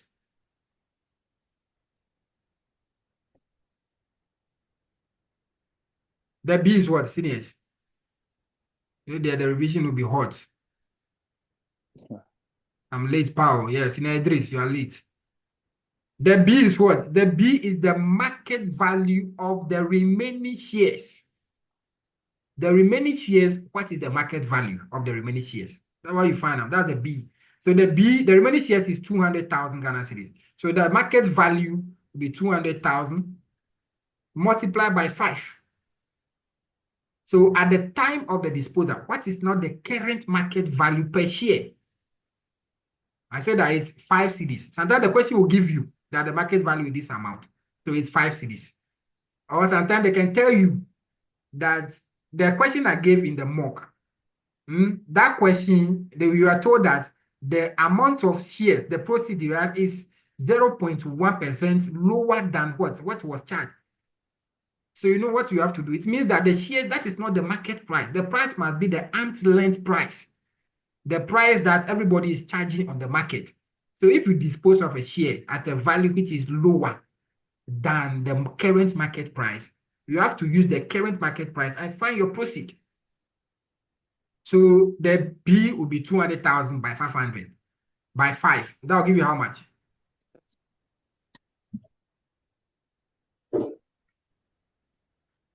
$200,000 by 5.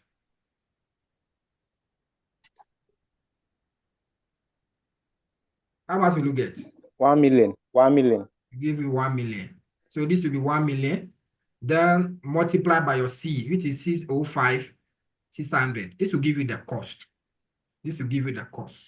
Now, this cost, if the person has incurred any commission, any agent fee, you find the agent commission, add it to the cost before you compare that cost to the consideration received to know either if the person is making a gain or the person is making a loss.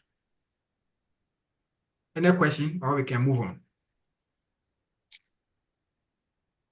What and under the capital gain on realization of depreciable assets, capital assets, there is one aspect that I didn't touch on. So during our revision, I'll touch on it.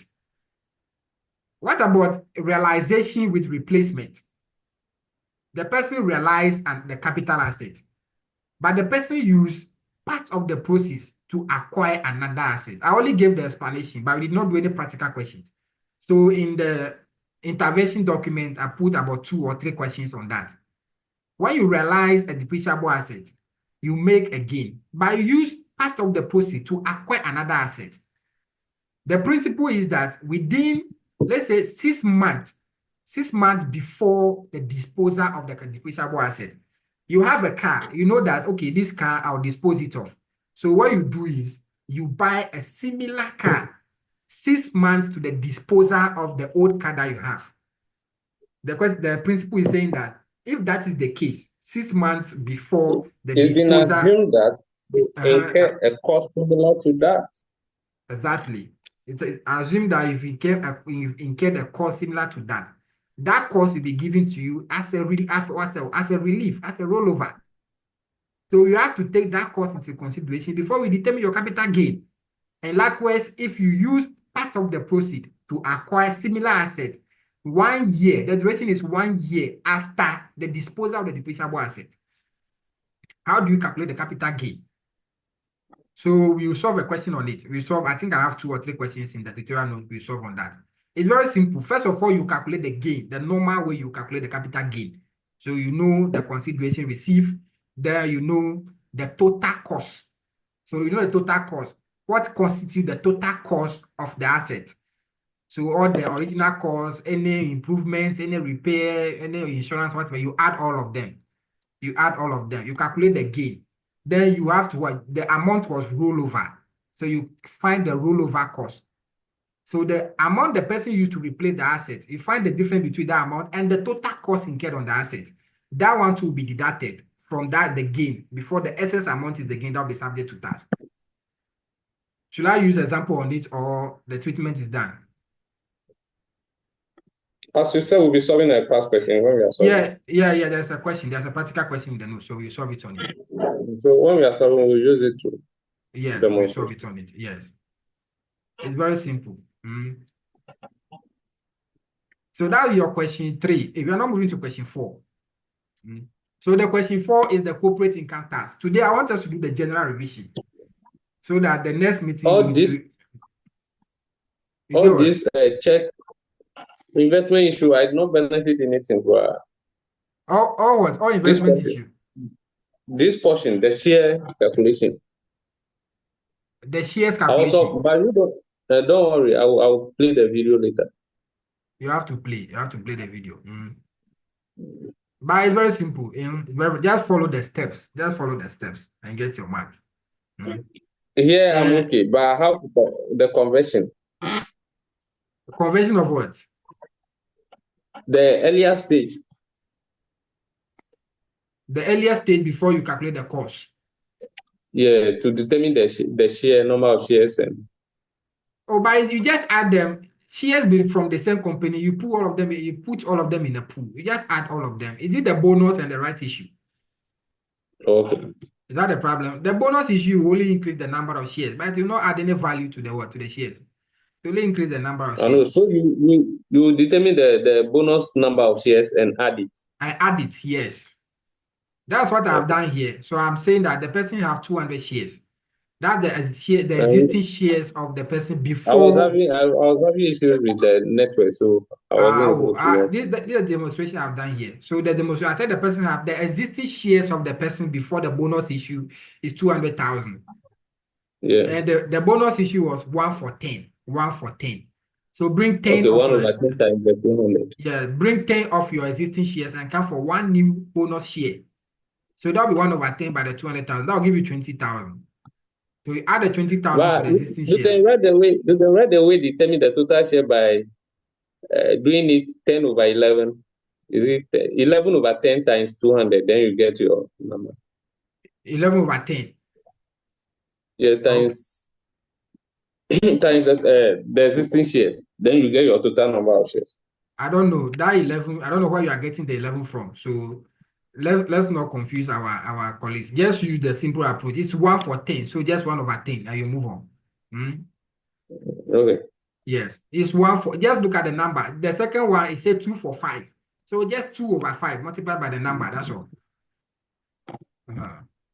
So the bonus issue will not add any value to the shares. It will only increase the stock of shares, which is the number of shares. So 1 for 10. So that'll be 1/10 multiplied by 200,000. So the bonus share is 20,000 shares. You add it to the existing shares, 200,000. That'll give you 220,000 shares. Now, I'm working with that. immediately after the bonus issue, there is a right issue. We say that the right issue too is for the existing shares. They have the right to purchase that one first before any other excess shares will be sold to the general public. So but the right issue will always come with a value. There will always be a value attached to the right issue. So this one, if the examiner say 2 for 5, bring 5 of your existing shares and come for 2 new right shares. So that will be 2/5 multiplied by 220,000. That will give us 88,000. And the value is 1 CD 20 pesos, 1.2. Okay. So it will be 88,000 multiplied by the 1.2. So the total value of the right issue is 105,600 Ghana cedis. So you see that the total share the person will now have to be 308,000 Ghana cedis. That will be 220,000 plus 88,000 Ghana cedis. So the total value of shares before the disposal is 308,000 Ghana cedis. So I was saying that the person disposed of 200,000 shares. Okay, so you the take 200, it out. you take it out. So the number of shares remaining will be 200. Will be what?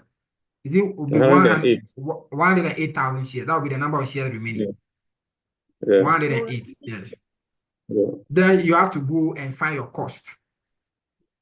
So you know how to do the cost. A over A plus B multiplied by C. So after the A is the proceed from the shares. B is the market value of the remaining shares. So the remaining shares, you have to market value it. So the remaining share is 108,000 Ghana cedis. And I was saying that the person disposed of 200,000 shares. The total proceed the person made for the disposal is 1 million Ghana cedis. So it means that each share costs what? 5 Ghana cedis. Each share costs 5 Ghana cedis.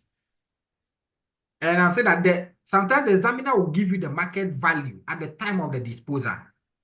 Sometimes they will not give you. They only give you the number of shares disposed of for the total proceed. So you have to find the market value.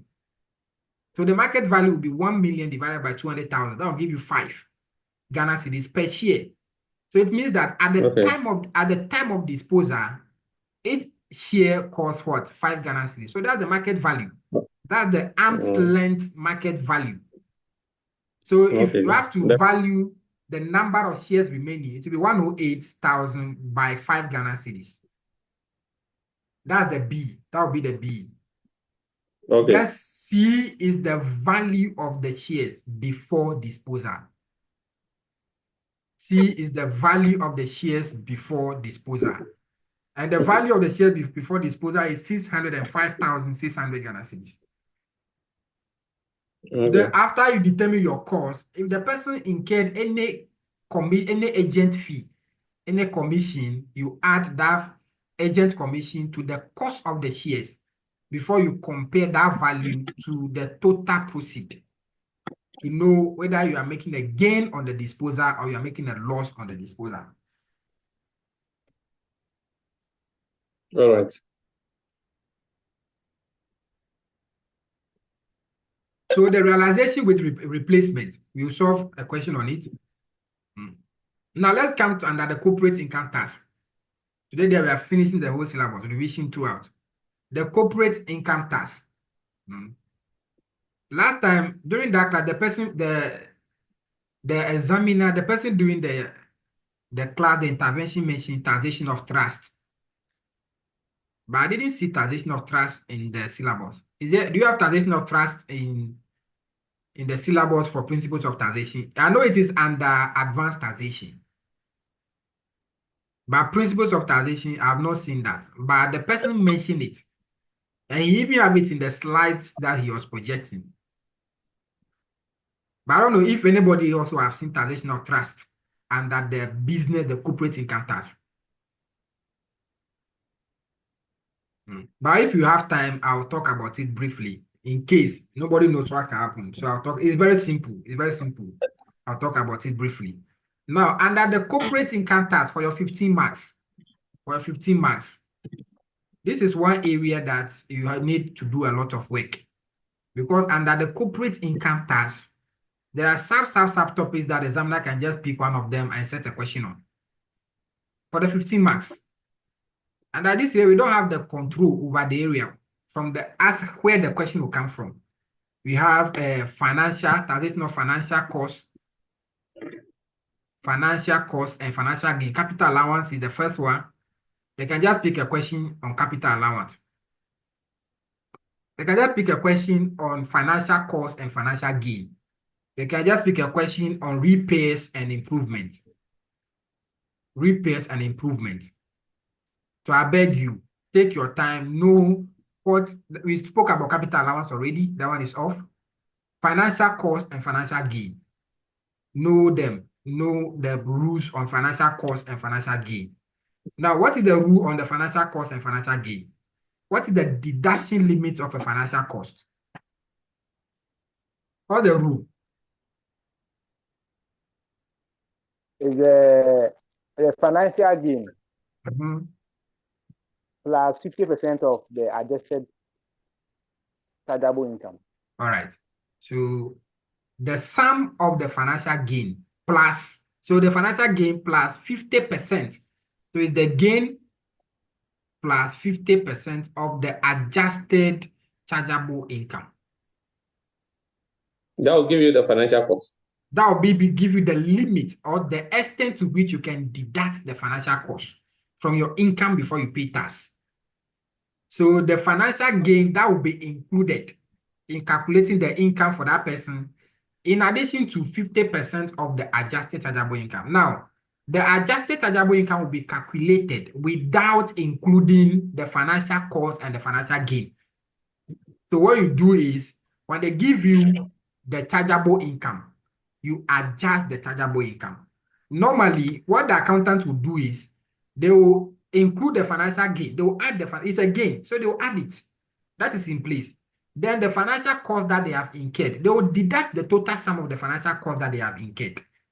But the tax principle is saying that you cannot deduct the total cost. The limit to which you can deduct the financial cost is the sum of the financial gain and the 50% of your adjusted chargeable income. So you adjust the chargeable income. So when they give you the chargeable income, that the financial gain is added, go back, reverse, deduct the financial gain, reverse it because it was added. So take it out. The financial cost will be deducted, add it back. Add it back. Then you know you have your adjusted chargeable income. You have your adjusted chargeable income. That adjusted chargeable income too, if there is a depreciation, you know, all excluded expenditures and the rest, those are not supposed to be part. You adjust the chargeable income. Then you find 50% of that adjusted chargeable income. Come and add it to the financial gain the person make from the transactions. That is the limit to which you can deduct your financial cost. Now, the excess, what do you do to the excess amount? What do you do to the excess amount?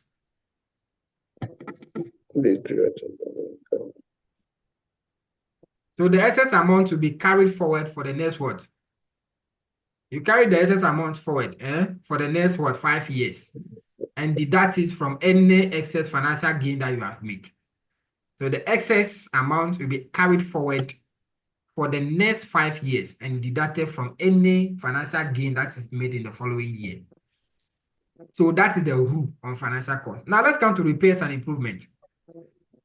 Repairs and improvement. What's the rule on repairs and improvement?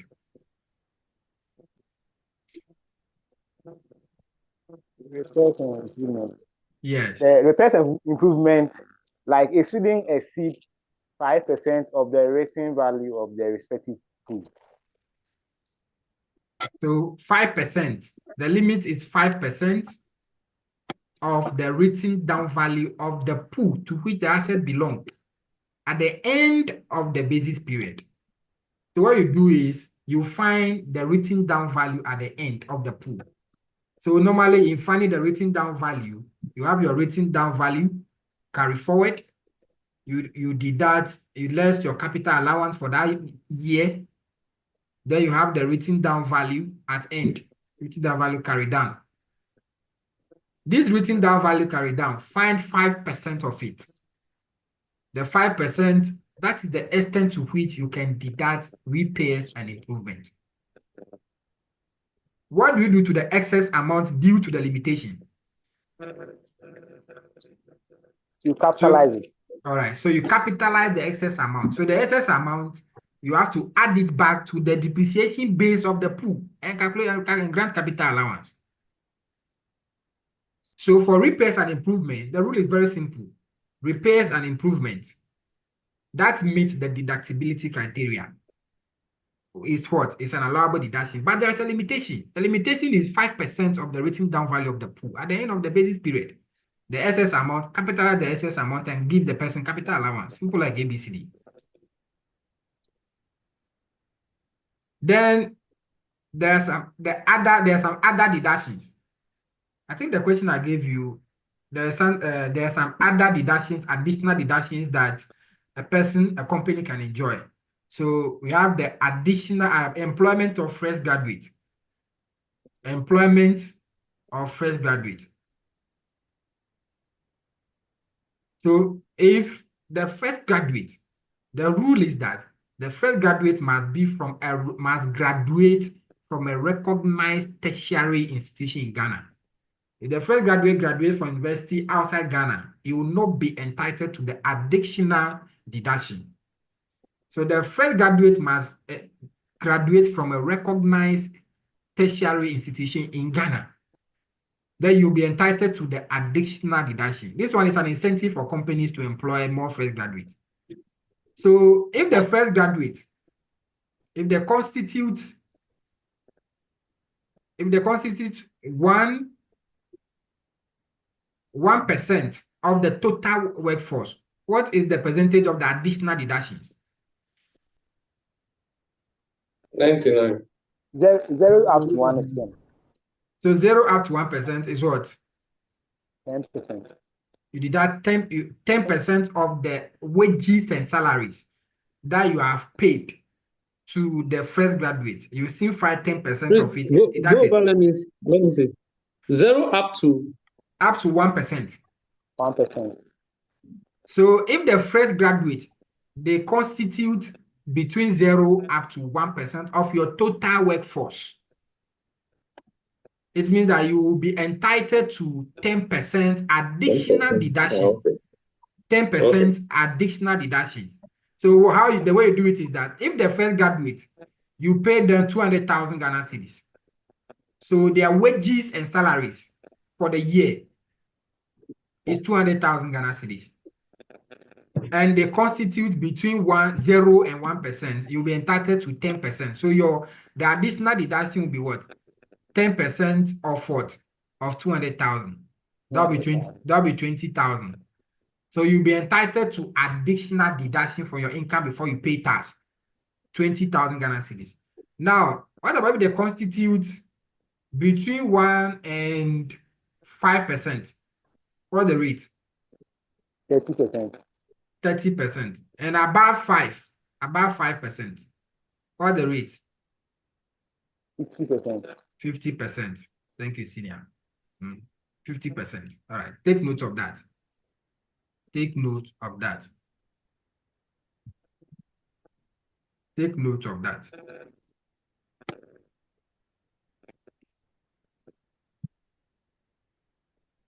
And the company income tax, know the tax rate. Please know the tax rate. No examiner will give you the tax rate. The best way to know the tax rate, see the intervention document I have, I gave a summary of the tax rate, the tax planning incentives, The incentives, I even gave the withholding tax rate in the note, the summary form. The withholding tax rates are there. Know the tax rate. Know that the tax rate for a manufacturing company will be different from any other companies. But the statutory tax rate in Ghana is 25%. And companies enjoy the locational incentives. So know if where the company is situated. Where the company is situated. The location of the company will also have impact on the tax rate that the company will be paying. So if a manufacturing company is located in Accra or Tema, they are not they don't enjoy any rebate. They don't enjoy any incentives. So Accra and Tema, no incentives for manufacturing companies. So they pay 25%. Straightforward. But location outside, or let's say in other regional capitals. So other regional capitals. What the rate? 17.5%. 18 point what? 18.5. 18.75. It means that they enjoy a rebate of what? Of 25%. It means that out of the 25%, they will only pay 75% of the 25%. So they'll be paying tax at the rate of 18.75%. Then outside other regional capitals, the rate is what? 12.5%. Yeah. Anywhere in Ghana, any other place, outside any other regional capitals, 12.5. It means that they'll enjoy a rebate of what? Or 50%. So out of the 25%, they will only pay what? 50% of the 25%. That'll give them 12.5%. The last question, the 5-mark question will be from the income tax liabilities of what? Individuals and partners. So always know that question 4, 15 marks is from the business income tax full. Then the 5-mark will be on income tax liability for individual and partner. This question here will be theory. Or they may give you simple computation for 5 marks. Or they may give you theory questions for 5 marks. Or they just give you simple computation on overtime, casual workers, bonus, loan benefits, and the rest for the 5 marks. Now let's move on to question 5. Question 5, which is withholding tax. Withholding tax, very simple. The withholding tax, you have to know, you should be able to explain and compute withholding taxes on payment, paying attention to the following: goods, works, and services in respect of resident and non-resident persons. So you have to know the supply of goods, works, and services. The person receiving the service, is the person a resident person or non-resident person? Because the rates will change. The rates are not the same for resident persons and non-resident persons. You have to take note of that. So in respect of goods for a resident person, what the withholding tax rate? 3%. Goods is what? 3%. Goods is 3%. Works is what? 5%. And services is what? 7.5. 7.5%. This is to what? A resident person. Resident. And this withholding tax, is it on account or is final? So you must know the two. We have withholding tax on account and we have final withholding tax. If it is final, it's final. It means that the tax withheld will satisfy the final tax liability of the taxpayer.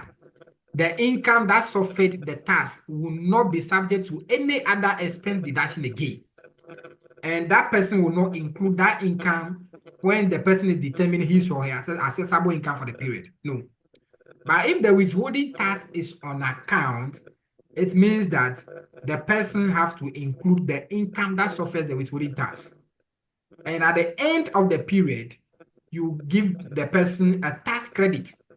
A tax credit. The tax withheld will be given to the person as a tax credit. So you have to know the withholding tax on account and the final withholding tax. Who is making that noise? Is it said? Right. Thank you, Senior. So withholding tax on account, you have to know the two. It means that the income that suffers the withholding tax will be included in determining the assessable income of the taxpayer for the period. At the end of the period, the tax withheld will be granted as a tax credit. It will be deducted from the total tax liability of the taxpayer before you know the net tax payable in respect of that particular taxpayer. The final withholding tax, those ones are final. They are final. It means that the income that suffers the withholding tax will not suffer any tax deduction again. That income will not suffer any expense deduction again. That income will not be included in the assessable income of the taxpayer for the period. So withholding tax in respect of goods, works, and services, is it on account or is final in respect of a resident taxpayer? Mind you, the non-resident ones, those ones, they are all final.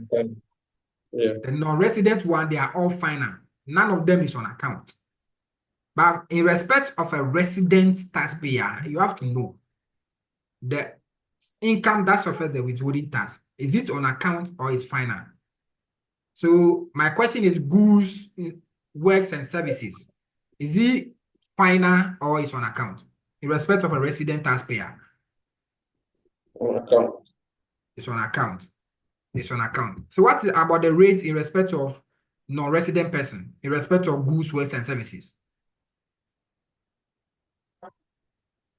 Is it 10 or 20%.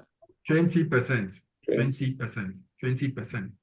Investment returns, example, dividend, interest, natural resource payment, rent, and others. 8? Dividend is 8%. Is that not it? Yes. Yes. 8%, 8% final for both resident and non-resident taxpayer. Is that not it? Interest is also what? Yeah. What the rate for Yes. interest? Interest is also 8%. 8%. Yeah. On account or final? Is interest on account or is final? Interest. Interest is on account. Interest is on account. So it means that the gross income that suffers, yes, is on account. Thank you, Senior Belinda. It's on account. So you have to find the gross income, add it to the accessible income, add it to the income for, treat it as income from investment, add it to the accessible income. Natural resource payment, royalty, what's the rate? What's the rate for royalty? 15% on account. Is that not it? On account. Yes. All right. Rent is what? Rent. Rent. Is 8%. Domestic is 8. For Commercial is 15. All right. So for residential is 8%. Commercial is 15%. And rent is always on what? On account. Is rent on account or final? It's final. Is rent on account or final? Final. Rent is final. Rent is final. Rent is final. There was a question like that. Some people added the rent income. I say, really?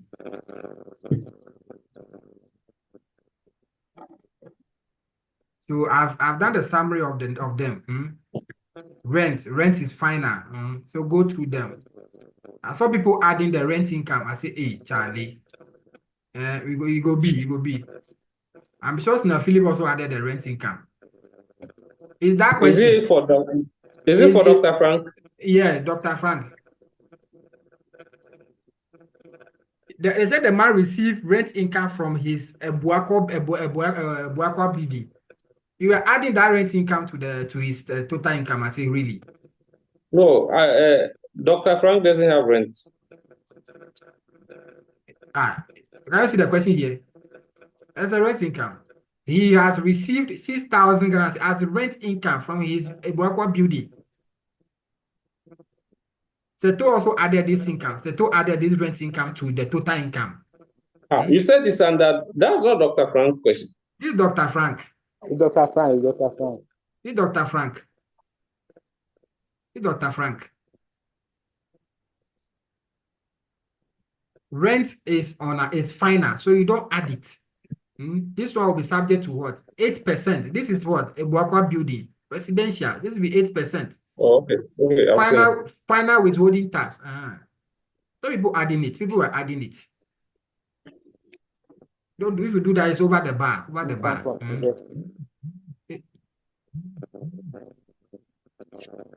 Dr. Frank.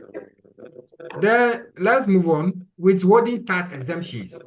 Before you can enjoy exemption for withholding tax, there are some conditions you have to meet. There are many. I think I have about 10 of them in the notes. You have to meet the exemptions. You have to pay all your taxes due. You have to file returns. I didn't add the rent. You didn't add the rent? No. Okay, then you have done well. Clap for yourself, senior. The issuance of tax credit certificate. Obligation of withholding agent. You have to know. Withholding agents, if you make any payment which will be subject to withholding tax, you have to withhold the tax. Pay that tax by what? By the 15th day of the following month. You have to withhold the tax and pay. If you fail to withhold the tax, you, the agent, you'll be liable to what? For the amount of tax. Exactly. You'll be liable for that amount of tax. You cannot go back to your customer and say, I did not withhold the tax, so come and pay the money back. No, you have to pay yourself. And if you withhold too, you have to pay on the due date by the 15th day of the following month. If you fail to do that, you'll be paying penalty. And that penalty, you cannot go back to your customer and say, I have withhold the tax, I didn't pay. So GR is charging me penalty. So come and pay the penalty. No. Rights and responsibility. I first sit down and listen to your video where then just go and write. Rights and responsibilities of withholdees. So if they withhold on you, you have a right. Your right is you have to demand for what? Withholding tax certificate. Yes, you have to get a certificate. Because that is the certificate you are going to use to claim your tax credit. If you don't have the certificate, what shows that the person has withhold the tax and pay the tax on your behalf? So you need to demand. Yes. When somebody withholds tax on me, yes, and I needed the certificate promptly, yes, can the person file that particular tax and get me the certificate? Oh yeah, you can file. The date is on or before 15th. It's not like you have to wait till the 15th. No. Is on. No, I mean 15th. Getting the certificates, getting the GRA there is ready to take the money. The money there, we need the money. Yeah, the certificate instantly. Instantly from the person.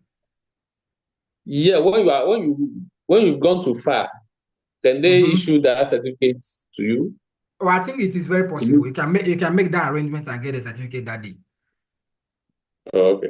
Oh yeah, it's very possible. Now, because of digitalization, very possible. You can get it that day. Now I'm having some issue like that. So. Oh, you can get it. That day, you can get it. You can make the arrangement and get it. It's very possible. Oh, now, okay. Withholding VAT.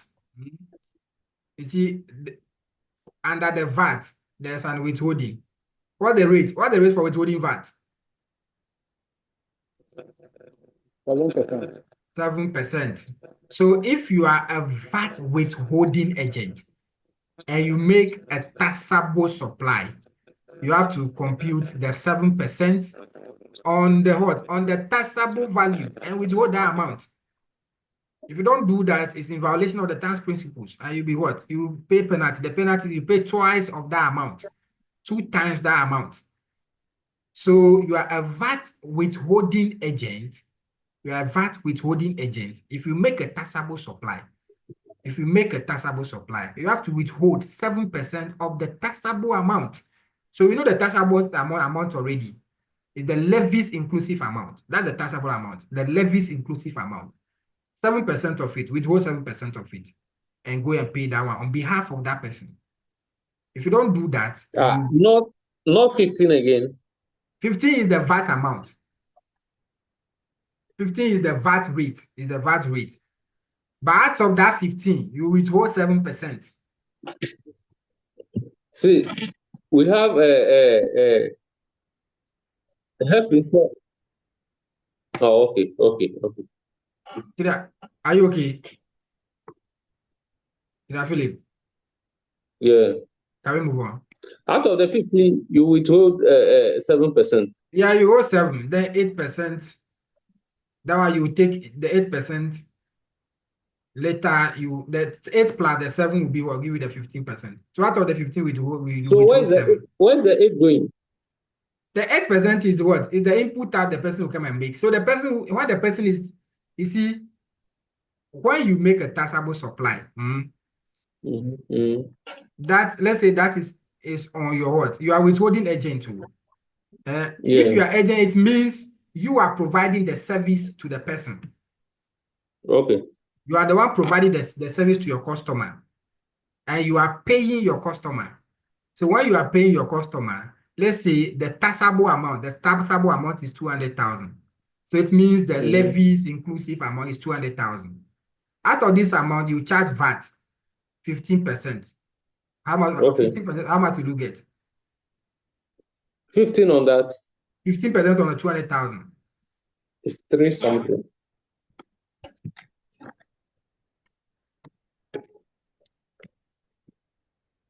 That's 30,000. 15 is 45. 50% of On 200, sorry, it's 30. this is so it means that the total VAT is what?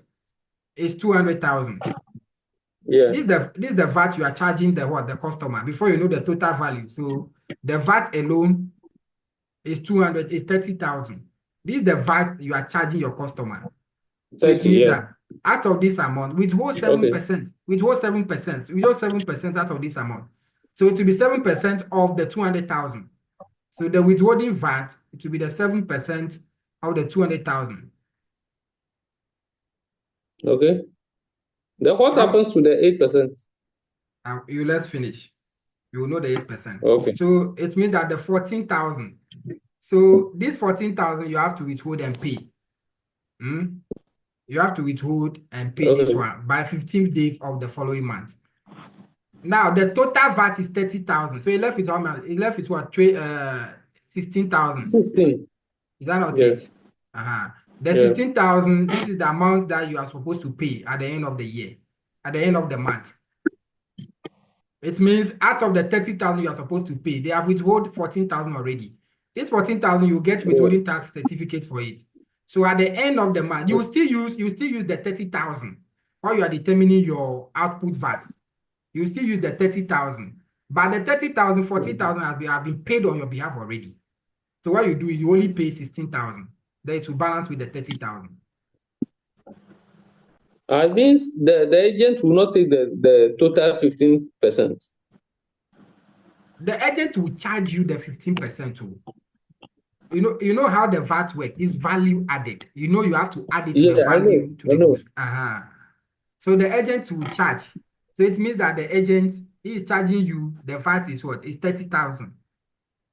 But the agent will withhold what? 7% and go and pay. The agent will still take the 30,000. But you know how the thing works, input-output system.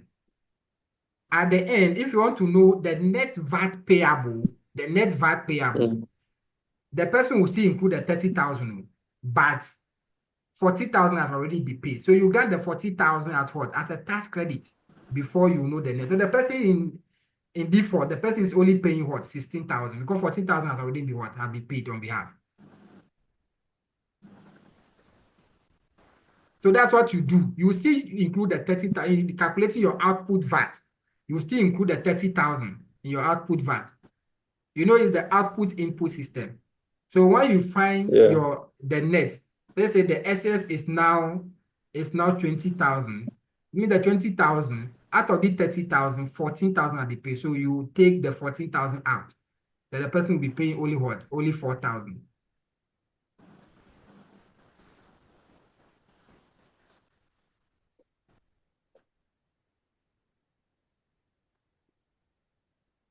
The last 10 marks for question 5, which is information technology. As at now, ICAG, I don't know what is wrong with them. They should bring us the manual so that we know. No, this one is a new thing that is introduced. It's a new thing. So they should bring out the study test so that we will know the content, what are the things we are supposed to know. Then we know how we will structure our notes. It's a new thing that has been introduced by our almighty SCAG as at now. We are still waiting 2 for weeks the to study. exam. 2 weeks to the exam. We are still waiting for the study test. But I'll be saying that when it comes to information technology, it's all about application. No matter how they give you question, you can apply and you get some mark. If you out of the 10, you can get your 5 marks and pass it and move forward. The impact of information technology on tax revenue. So now everything is being digitalized. Everything is digitalized. What impact will it have on the what? On the revenue generation?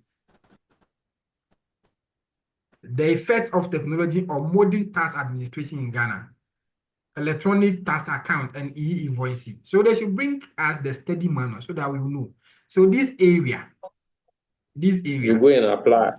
Go and apply for at least out of the 10 marks, get 5 marks. Get 5 marks. You are passing your exam. And the questions they gave in their study, in their more questions. That question, make sure you read the solutions. Read the solutions very well before you go. Read the solution very well to those questions before you go to the exam.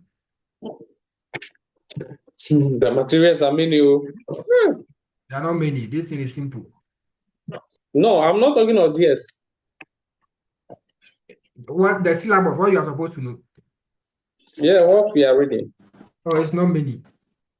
Come under advanced taxation. Advanced taxation, we still do all these things. They will still add more additional topics to it. That one, by then you'd have matured. So are you telling me right now you are not matured, senior? Another question before we move on with the...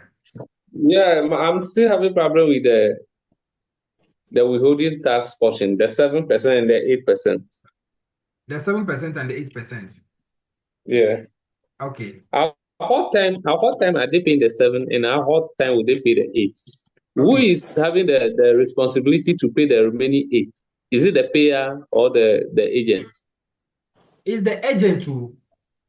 You see, the agent, so the agent will take the total amount from you and split it, decide to split and go and pay.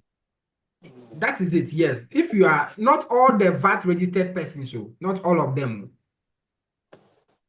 Not all the VAT registered persons, so if you are a withholding VAT agent, it's only the withholding VAT agent. It's only the withholding VAT agent. So if you are the withholding VAT agent, your responsibility is at the end, if you make every taxable supply you made, you withhold 7% of the VAT and go and pay by the 15th day of the following month. You don't want that money for now. We want that money.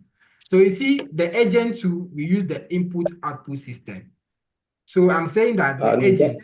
That one, I don't have problem with the input-output. Yeah. So but the agent... What's the rationale behind them paying 7 and keeping 8?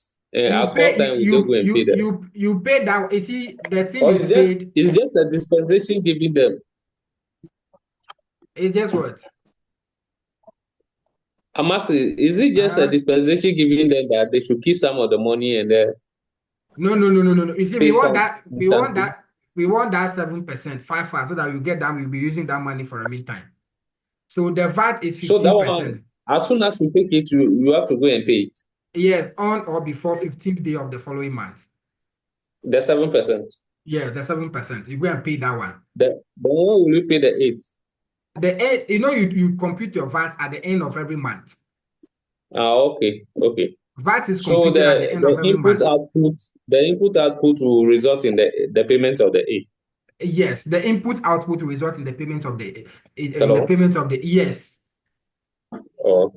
The input-output will result in the payment of the... That's what I'm telling you, that when you are doing your computation, you will still include the whole 15%. But the 7% that you have paid already will be given to you as a credit. Are you getting me, Senior? The input-output will result in the payment of the 8%. Yeah, I'm not getting it. But when you are doing your computation for the input-output, you still include the whole 15% in it. Then the Yeah. 7% that you have already paid will be given to you as a credit.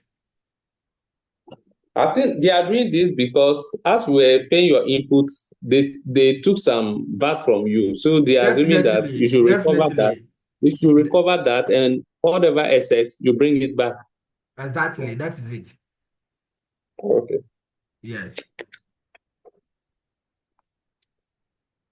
And even if you are making the agent, you are making purchases. You, the VAT withholding agent, you are making payment. You are making payment. And the payment you are making, VAT is inclusive. The payment, you, the agent, you are making, the payment you are making, VAT is inclusive of that payment. You are supposed to withhold 7% of that payment and go and pay. Okay. You on your input VAT, your input VAT, you are making payment. You are making payment to somebody.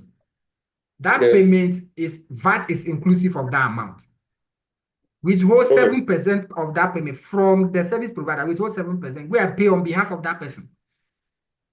Okay. Even the 7% they will charge you at the input level. You don't even pay to the person. You have to go once you are registered.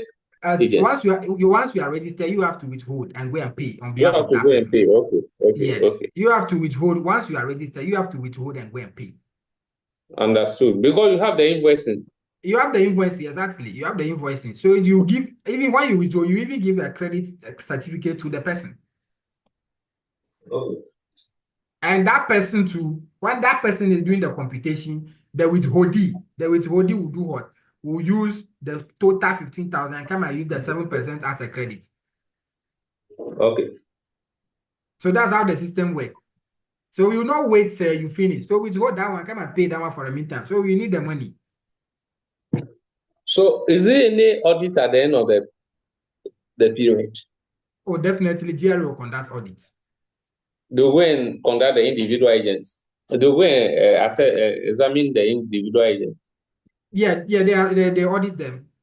They audit the individual agents. They audit their invoicing. They audit the individual agent. Well, you can withhold and you not come and pay. You can withhold and you not come and pay. So they audit them.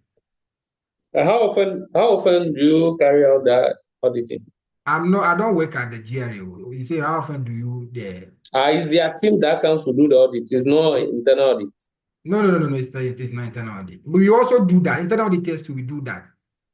We do that one. We do that one as and when the transaction is made. Because internal audit is for compliance check. Compliance check is there. So when you withhold, we are the enforcers of the laws, the compliance law. So we do that one as and when the transaction is done. We check and see you have withhold and have you go and pay. But the GRA too, they do it intermittently. But the internal auditors, you are there. So you have to be doing the compliance check. You have withhold the tax. Did you go and pay? You have not paid. Is they stating internal audit at GRE? Is they stating some of them? Yeah, the GRA, they have internal auditors.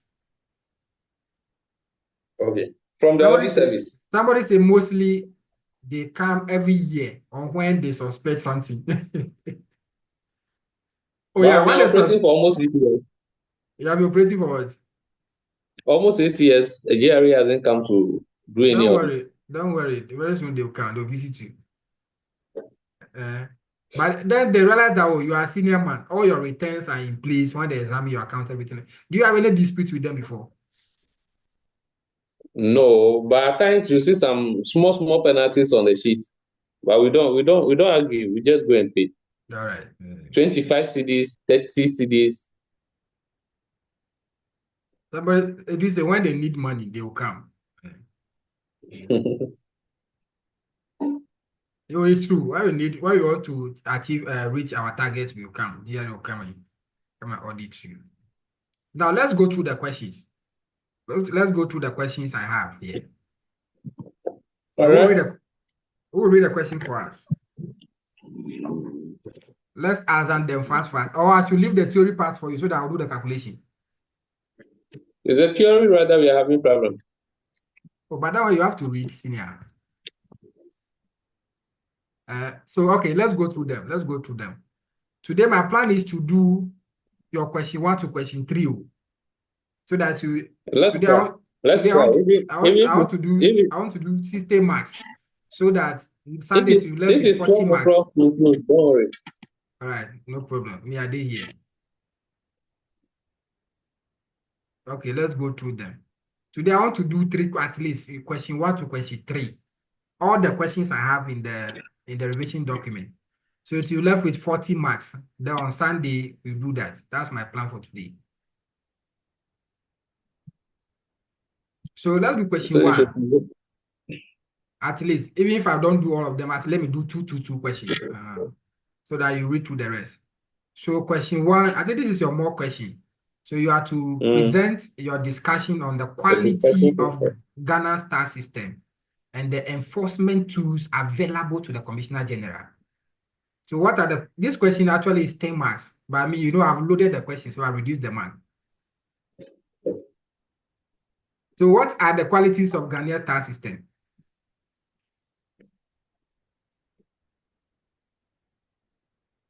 What are the qualities of a Ghanaian tax system? Qualities. Yes. What are the qualities? So there should be economy.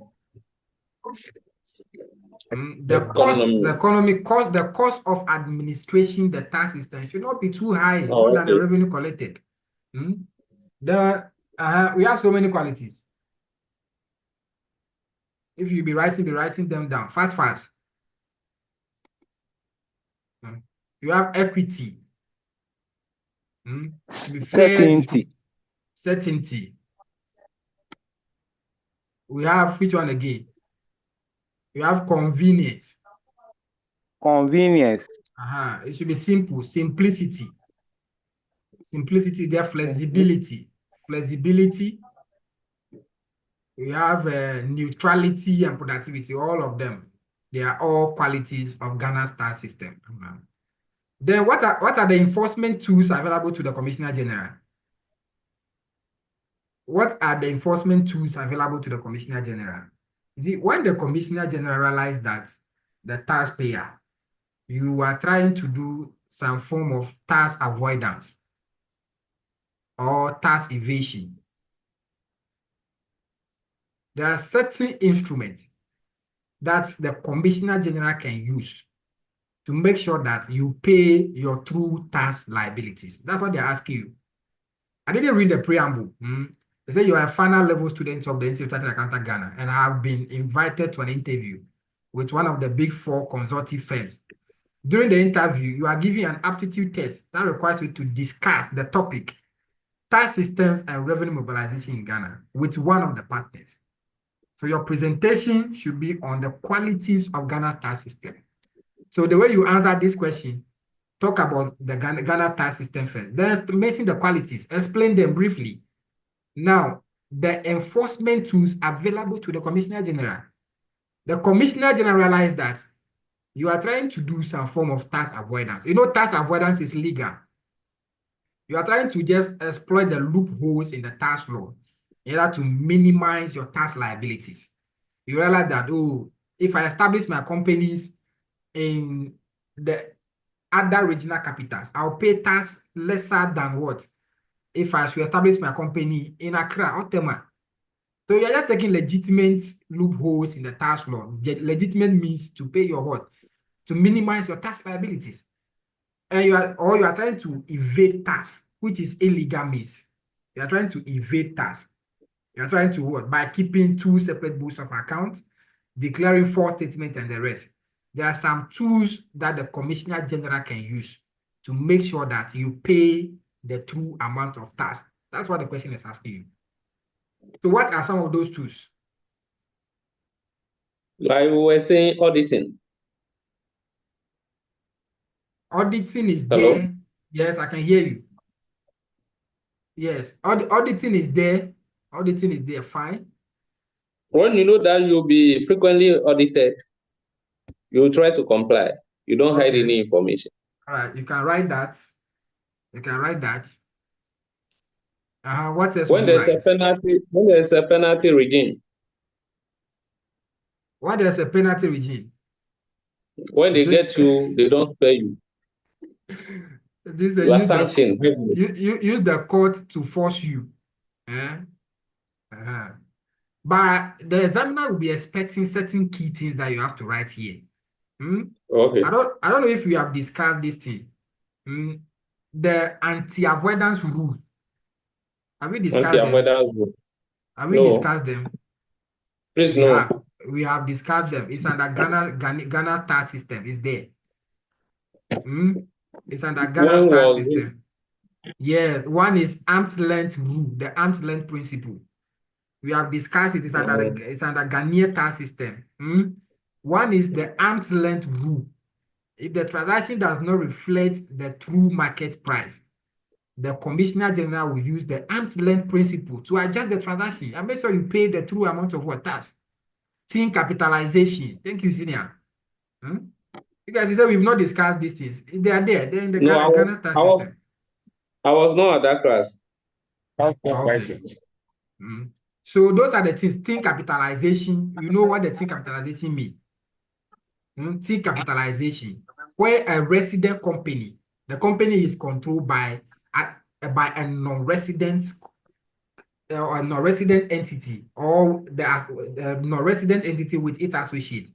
They control at least 50% of the holdings in the resident entity. Any transactions between the parent company and the subsidiary, any loan given to them will be subjected to the team capitalization rule. So the interest will be equal to what? The ratio is 3:1. The debt to equity ratio will be what? 3:1. So the Commissioner General will use this instrument to adjust the interest that will be paid to the parent company. Ghana tax system, right? Yes, Ghanaian tax system is there. Anti-avoidance rule is there. That's what the examiner is asking you to write on. So you have the arm's length rule, team capitalization. You have income splitting. You are trying to shift your income to the areas that we call tax havens so that you pay less tax liabilities. The Commissioner General will recharacterize the transaction for you. Or you are trying to share your income between your wife. You shift your income to your wife, then later you regain the possession of the income. When the Commissioner General gets to know, the Commissioner General will recharacterize that transaction for you and make sure you pay the right amount of tax. Eh? The next one we have general anti-avoidance rule. Then we have accumulating profit without distribution. So That's another one. That's another one. These are the enforcement tools available to the Commissioner General.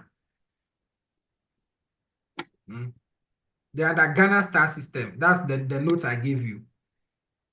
And accumulating profit without what? That distribution. Or it's under fiscal policy.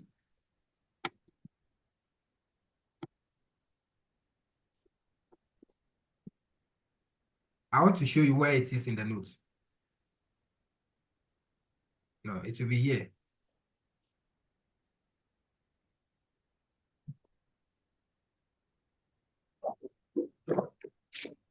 Now, so where are they? Is it under fiscal policy or Ghana tax system?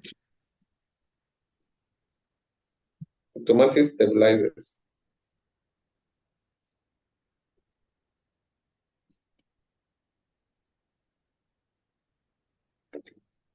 But those are the numbers, those are them I've given to you. Team capitalization, income splitting, arm's length principle, general anti-avoidance rule. The last one is accumulating profit without distribution, the 5 of them. It's not under fiscal policy. It's not under fiscal policy. No. Really? It's not under fiscal policy too. Please no. Tell me. Okay. There's no way to be under fiscal policy, no. I said it's not there. Yes, so I'm saying there's no way to be there because it does not have any relationship with what? Maybe Ghanaian tax system. It should be under Ghanaian tax system, but I'm not seeing it in my notes.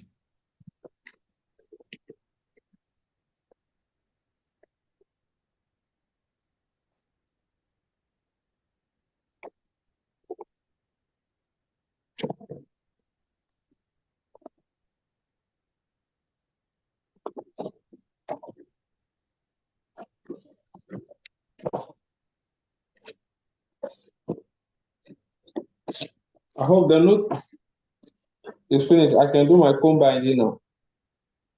Oh, yes, you can do your combining. Let's move on to the next question.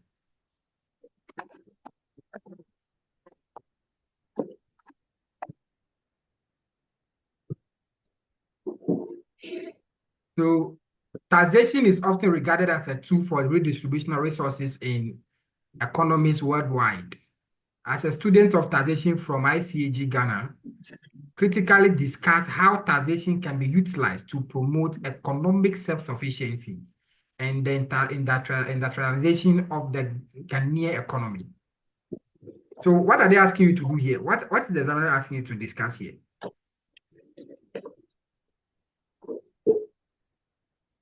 What is the examiner asking you to do here? That's B. Yeah, this B. How taxation can be used to promote economic self-sufficiency and the industrialization of the Ghanaian economy.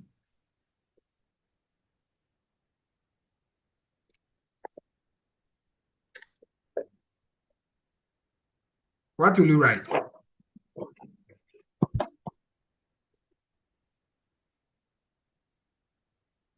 Taxation is often regarded as a tool for redistribution of resources in the economy. Can you use the progressive taxation system to talk Yeah, about? I think those are the things. Progressive taxation system. Yeah. Is that not this, sir?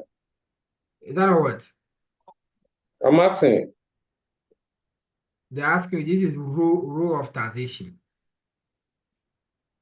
What is the reasons Okay. of what? Imposing tax? How will you use tax to promote economic self-sufficiency? So rule of taxation. We need a taxation to what? To Industrialize. industrialize, yes. So to increase our To production. develop infrastructure. Yes. So this is rule Support of agriculture. Exactly. Support agriculture for industrialization. To increase our Investment productivity. promotion. Yes, that's what they're asking, rule of taxation. It can be importance of tax, yes. It can equally be importance of what? Of taxation. That's what they're asking, very simple. To provide social amenities to the communities. We can equally use taxation to prevent importation of what? Harmful products. You can increase taxation on products. That's the reason if you see this product, tobacco, the products that are harmful to the society, the government can increase the tax on it. When the tax rate is increased, it will prevent importation of those products.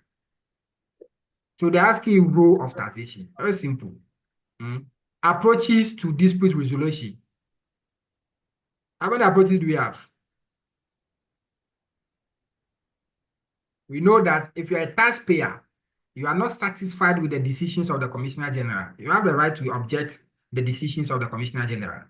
There are approaches that you can use. So you have the administrative approach and you have the judicial approach.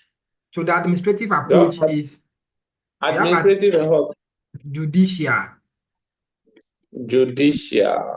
Yes, administrative and judicial, which is the court, with the court system approach. Yeah, I know. Yes. So the administrative approach is through the normal process, try and resolve your dispute with the Commissioner General. And we know if you are not satisfied, we have up to a maximum of 30 days to object to the decisions of the Commissioner General. And your decision, even if you know within the 30 days, you cannot apply for the objection, you can apply for extension of time.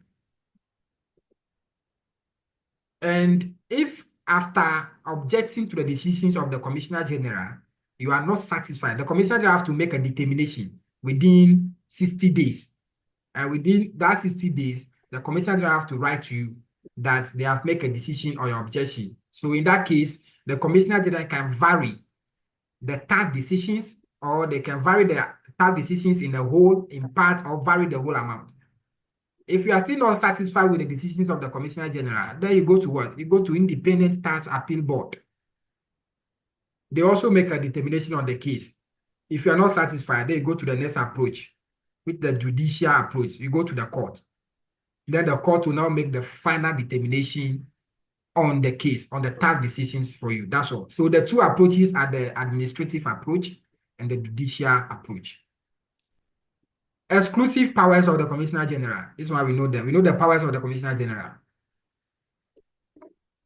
There are a lot. There are a lot. So what are some of the powers?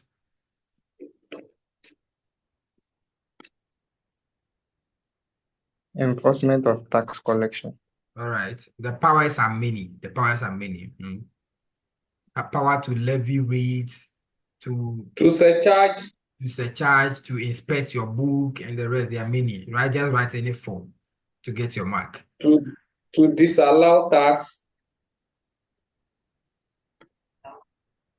Let's move on to question 2. So you are to explain automatic stabilizers and the discretionary fiscal policy. These things, I've explained them already when I was going through the details of the syllabus. The discretionary fiscal policy, I told you we have the two types. We have the expansionary and we have the contractionary. And the expansionary is where the government is trying to do what? What the expansionary fiscal policy?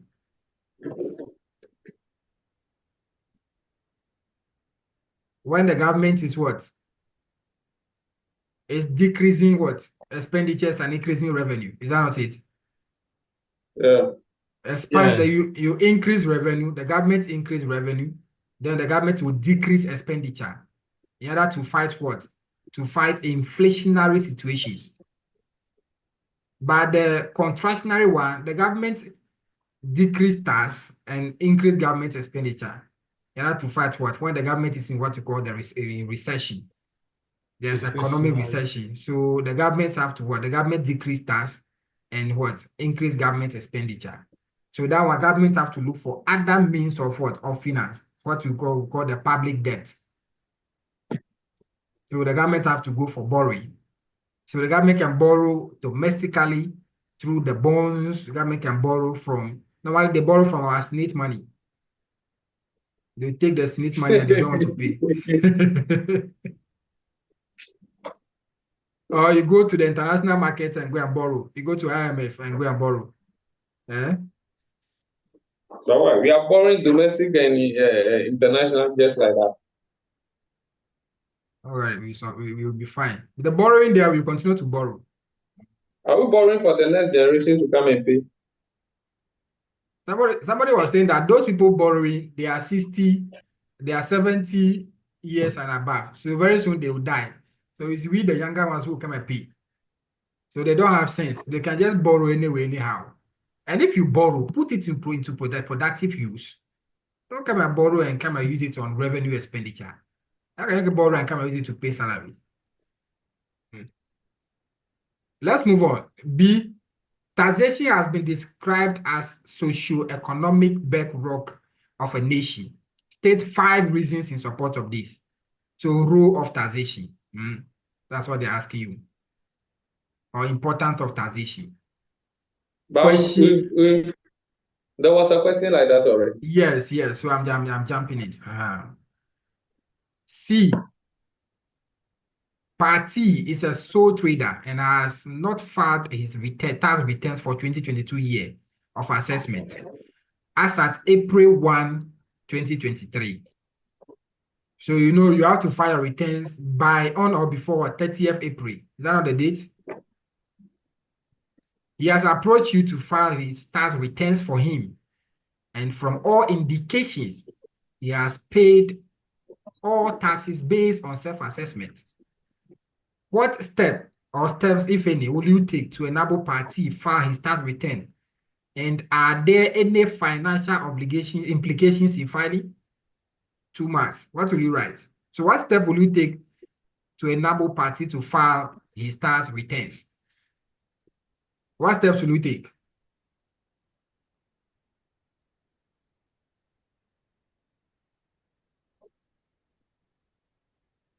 What steps will you take? It's very simple. As a sole trader, your annual returns, you must file your returns on or before 30th of April. And it is 1st April. So it means the party still have some number of days to file his tax returns. So what you do is you enable party prepare his returns and file his returns on or before 30th of April. And there's financial implications for filing returns. If you fail to file your returns, you pay what? You pay penalty. So the penalty is the financial implication. If you fail to file your returns, what the penalty? So you tell party that if you fail to file your returns before 30th on or before 30th April, the very first day in default, you will pay what? 500 cedis. Any other days that the default continues, you pay 10 cedis. Is that the penalty? So if you fail to file your returns, if party fail to file your returns on or before or after the very first day, the penalty is 500 cedis. Any other days that the default continues, you pay 10 cedis. So if the default 10 should cedis. continue, it will be 10 cedis multiplied by the number of days. In addition to the 500 cedis, that will be the total penalty that party will pay. So that's what you tell the examiner. What about if it is communication service tax? What's the penalty? That You know, one is communication service tax, you have to pay. What's the date for filing communication service tax? Okay. It's 2000. The very first day is 2000. And any other day, the default continuous is how much? It's 500. 500 cities. Yeah. 500. And what the date for submission? It's not later than the last working day of the following month. Exactly. Not later than the last working days of the following month. So the very first day of the default, 2000 Ghana cedis. Any other days in default, 500 cedis per day. Now, let's go to the B part. What factors may give rise to an adjusted assessment by the Commissioner General? What factors will do that? We know we have two forms of assessment. In this question, party is a self-assessment taxpayer. So you know you assess yourself, you are allowed to revise your estimate and pay tax on quarterly basis. Now, Commissioner General can adjust assessments made by the taxpayer. So what are the conditions that will warrant the Commissioner General to what? To adjust the assessment of what? Of a taxpayer. All right, fraud, yes. When the person presents false statement, when the statement presented to the Commissioner General is fraudulent, the Commissioner General can adjust your tax assessment, your tax returns. What again? When the person is not keeping proper books of account. When you don't keep proper books of account, yes, Commissioner General can adjust your returns.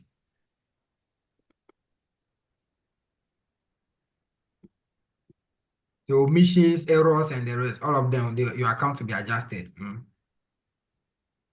What again? When the person is about to go into liquidation, when the company is about to go into liquidation, your returns, your assessments may be adjusted. When the person is about to cease operations in Ghana, your assessment, your returns will be adjusted. The rest. And when the person has violated any tax law, any tax principle, your returns may be adjusted. Now, the D part, state 8 elements contained in Commissioner General's notice of assessment. What are the elements? You know, when the Commissioner General assess a taxpayer, make an assessment, a determination of tax liability on the taxpayer, the Commissioner General must what? Must serve notice of assessment to the taxpayer. Now, that assessment must contain certain items. So what are the elements? What are the 8 elements will you see in the notice of assessment? So the name of the taxpayer, that's good. The tax identification number of the taxpayer, good. The tax to be paid, fine. The chargeable income of the taxpayer and the rest, Charlie. The time and place and the manner at which you can raise an objection, all of them. The remaining tax to be paid after any reduction, reasons for the assessment, the manner, and the tax is to be placed. And thank you very much. So you write 8 of them for 5 marks. Let's move on to question 3.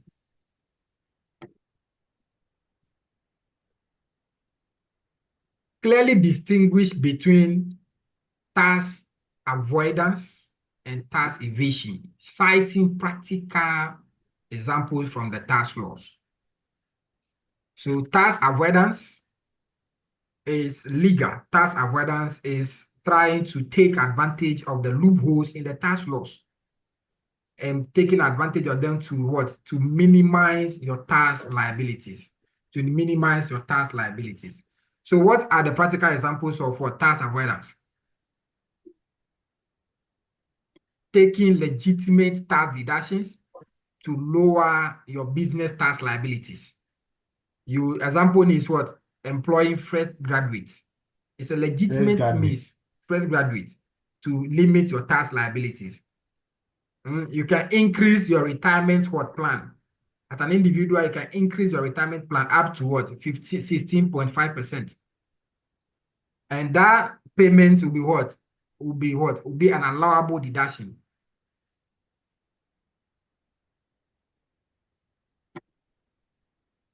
What are the legitimate ways of tax avoidance?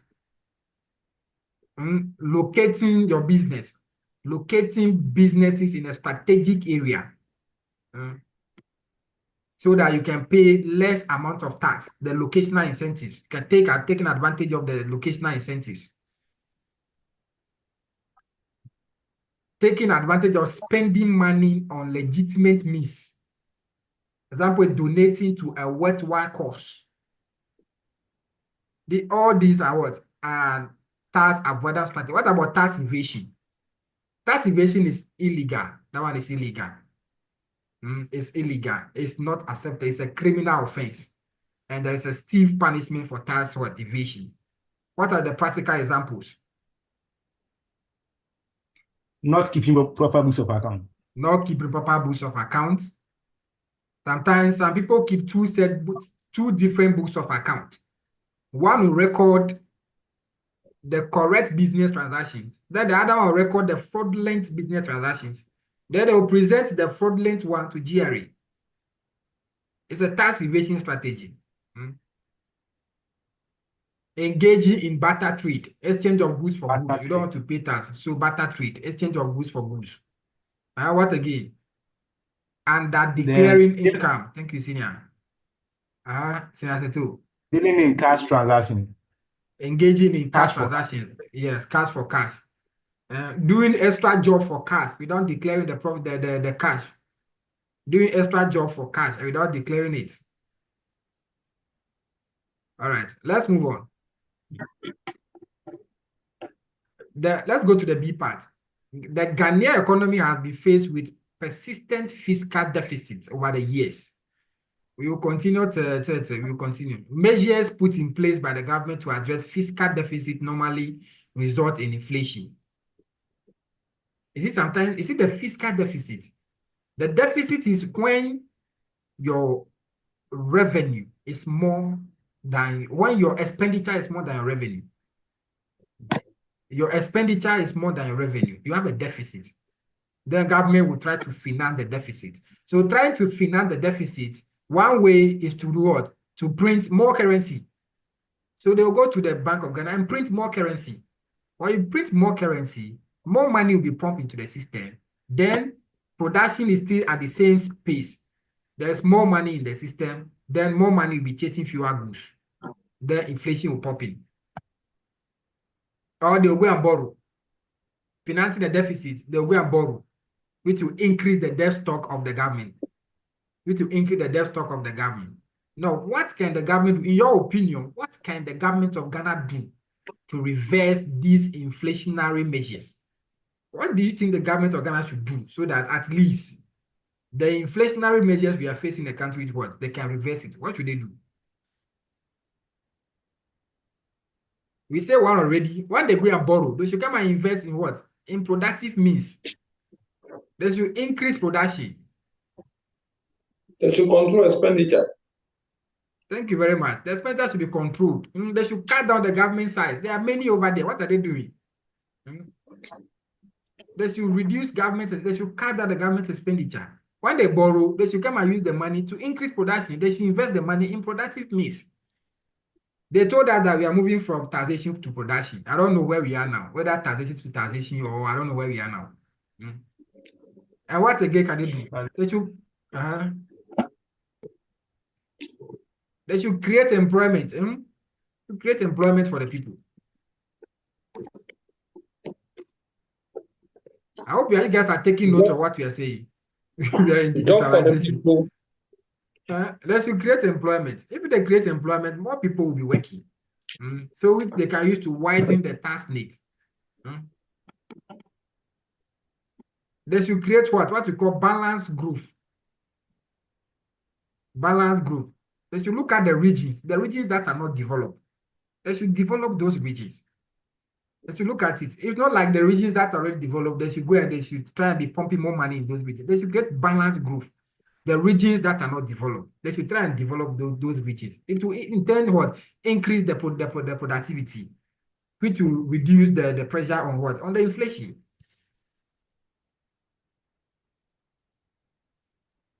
There are a lot of things you can write. Whatever comes into your mind, Charlie, write it down and get your mind. But the ways is the first one, they should increase production. They should cut the government expenditure. They should create employment. They should create balanced growth. All the regions that are not developed, they should try and develop those regions. They should try and what? Establish industries, companies over there. They should invest in productive means in those regions. It will in turn increase the productivity of the country, and it will in turn reduce the inflationary measure, the inflation that we are having in the country. Fiscal discipline. Let's move on to C. So the C is on interest on underestimation. You know that as a self-assessment taxpayer, you are supposed to assess yourself, pay tax on installment basis, and you are allowed to revise your estimate based on the operational nature of your organization. And I said earlier that there is a 10% margin of error. So when your estimated tax payable is less than 90% of the actual tax payable, the value of the underestimation, you pay interest on it. The amount of the underestimation, you pay interest on it. So the interest is 125% of the BOG rate, the statutory Bank of Ghana rate. Apply to the amount of underestimation, compounded what on monthly basis, compounded on monthly basis. So this question is on the interest computation on underestimation of what? Of chargeable income.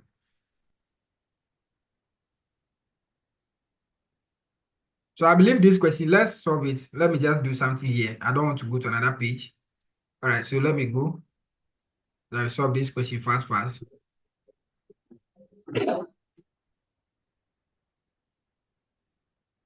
So interest. Senior, Yes. I want to suggest, why don't you do the theory now, then Sunday will do the calculations. Today I want to finish. I want to do it the way the questions are. This one is just something simple. Let's do it. I want to move the way the question is. So how much is the estimated tax payable? The estimated tax payable is how much? They gave us the chargeable income. How much is the chargeable income? 80 million.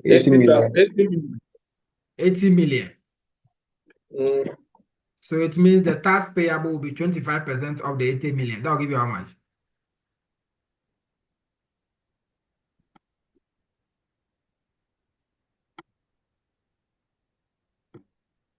$20 million. That will give you 20 million. So the estimated tax payable is 20 million. Now, what is the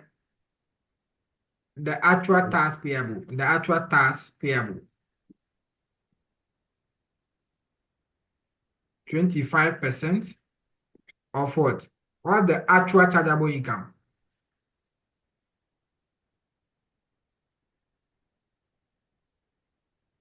The actual taxable income is how much?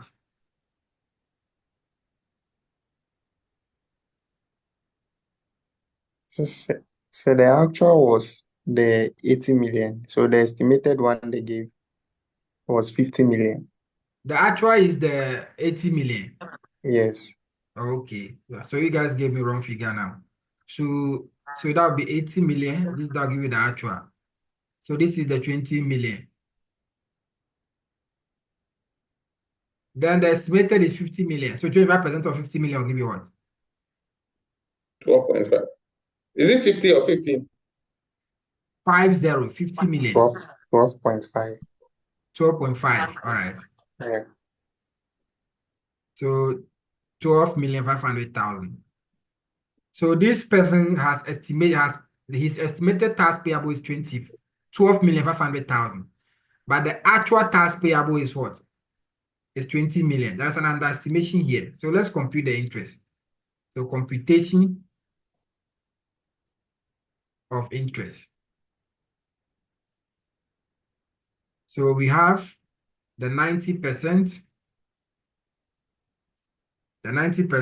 of the actual tax payable. So 90% of 20 million, how much will it give you? I think that will give you 180 million, right? No, 18 million. 18 million. 18 million. So this is 90%. Then the estimated tax payable. Estimated tax is what? Is 12,500,000. So what is the underestimation? So the estimation value is how much? 12.5 out of 18. 6.5. 6.5. So the interest will be what? Will be 125% multiplied by what the BOG rate? Hello, sir. Yes, The underestimation is 5.5. it's not 6.5. 80 5.5. minus 12. Okay, 5.5. All Yeah. right. Okay. So what the BOG rate? 25%. 1.25. 25%. So the interest will be 125% multiplied by 25% times 5.5 million. How much will you get?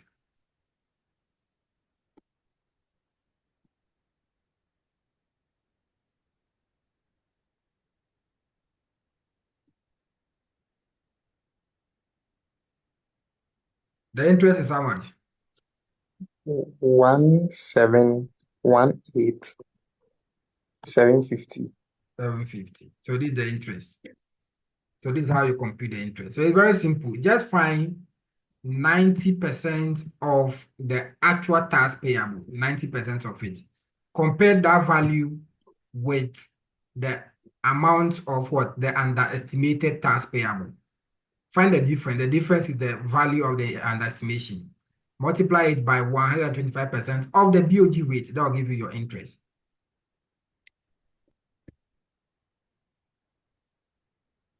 But sir, where does the compounding come in? The compounding. This one, the compounding is here. So if you want to know, there's a formula we use, but forget about that formula. This is the way to do it simple in your exam and move forward. It will be Okay. compounded on a mentally. There's a formula you use to do the compounding.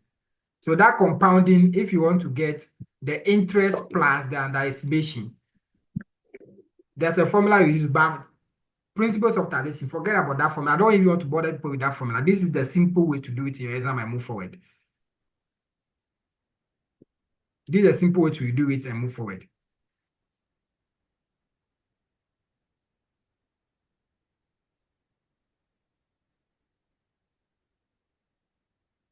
Let's move on to the next question. Let's move on.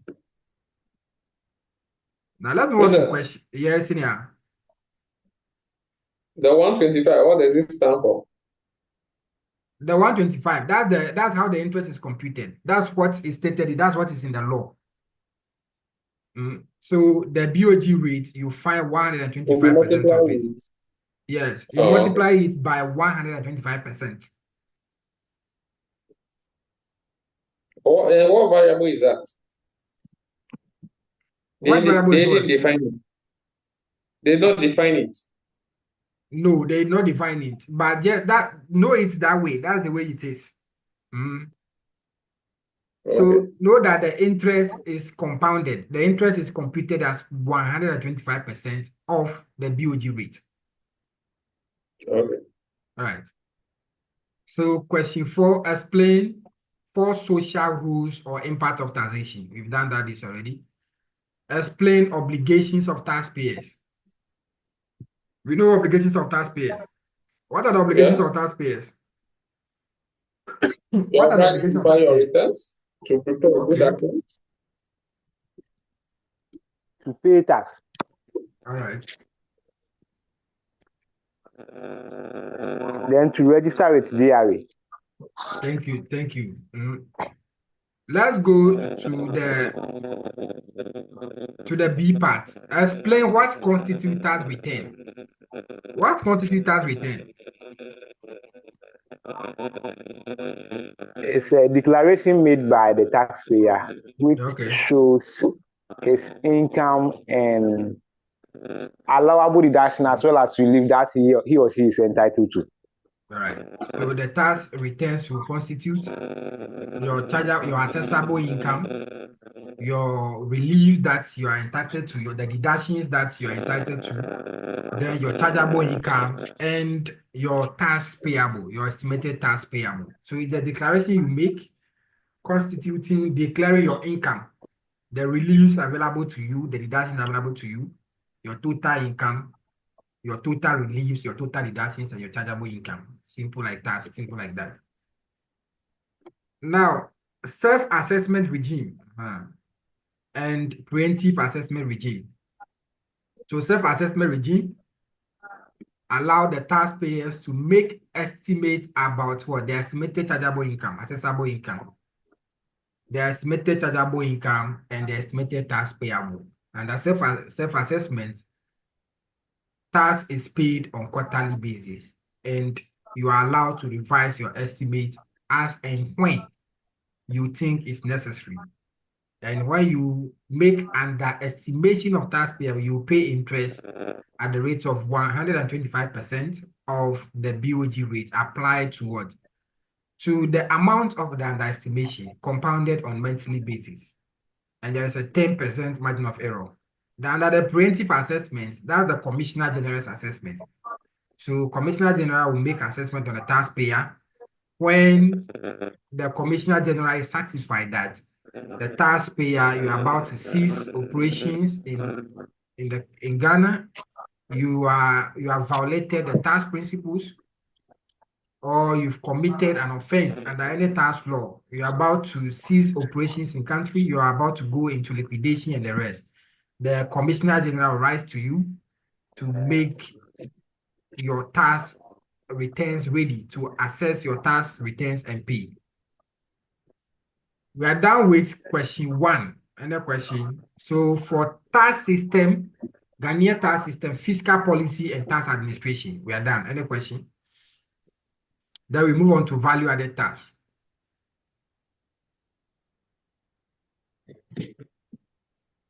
Are you guys tired so that we take some 5-minute break? If you are not tired, then we move on. Can we move on? Yeah, let's go on. Okay. Senior Adri say we are not tired. All right. I like the energy. Now let's move on to VAT. VAT, we have done a lot of... Yes, Navili. Wherever we short of where we end it there. Let's move All on. right. Okay. We've done a lot of work on VAT already. We've done a lot of work on VAT. I think this question is your more Mock. question. Yeah, this is your more question. It's very simple. The person have sold a scratch card amounting to 300,000 Ghana cedis. So what are you showing? This value, is it the levies and VAT inclusive amount? Are the levies and VAT part of the 3 million?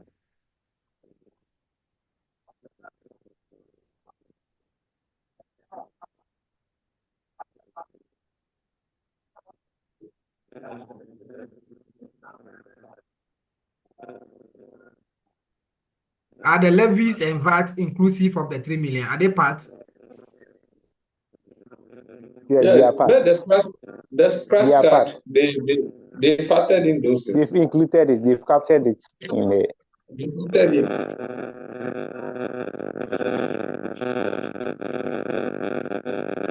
Yeah, Wait, I'm not sure. where I'm from not that sure. one? Who is that? Where from that noise?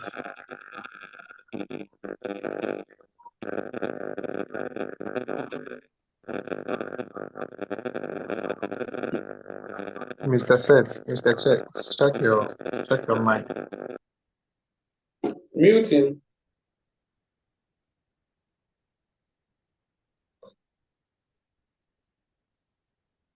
And what's the answer to my question? The You say levies, it's included. is it inclusive? Yeah, I don't agree. you don't agree. No.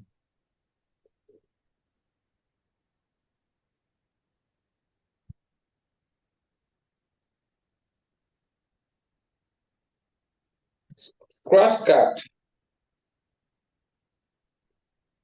Are the levies and the VAT inclusive of it? Stina said, you said what? The levies and VAT, they're inclusive of the 3 million. You said something. You said they are part of the scratch card. Was that what you said? That's what I was saying. That when you are going to procure this scratch card, Mm-hmm. they don't charge you levy and other things. So it means it's been added already. It's factored in. All right.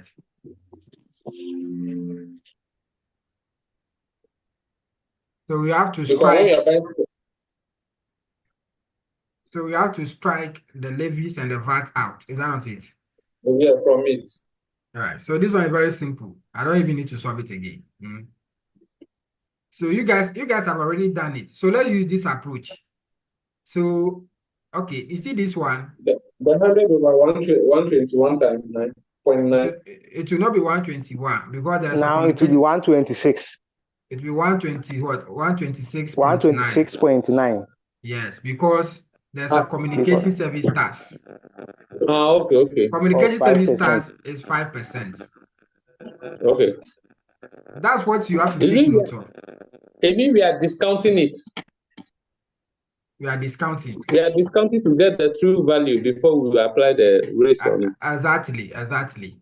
So just do 100 over 126.9 multiplied by 3 million. How much will you get?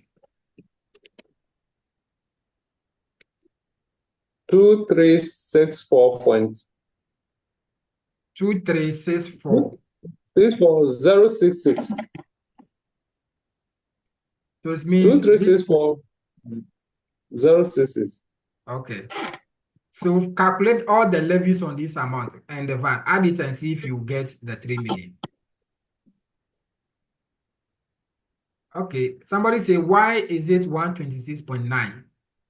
You said there's another item added, which is 6%. So, Sister Philip, Which is talk to my 5%, sister. sorry. Talk to my sister for me. Sister Belinda is asking. Or she's okay already. Aren't we supposed to be checking the dates?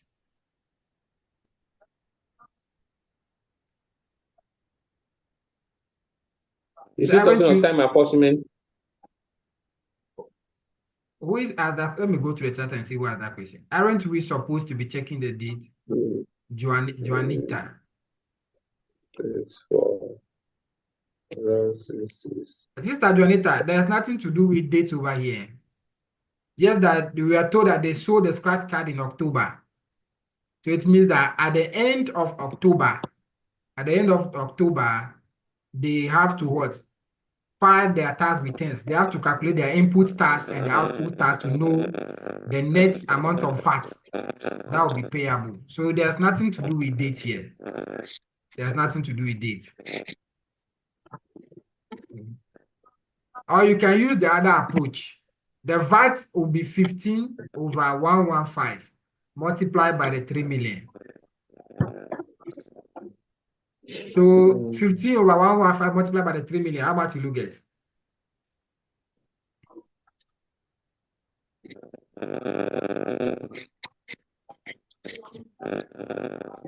So it means the VAT is 391,304. Let me take this value. I'm approximating it to the nearest whole number. So let me take this value, 3 million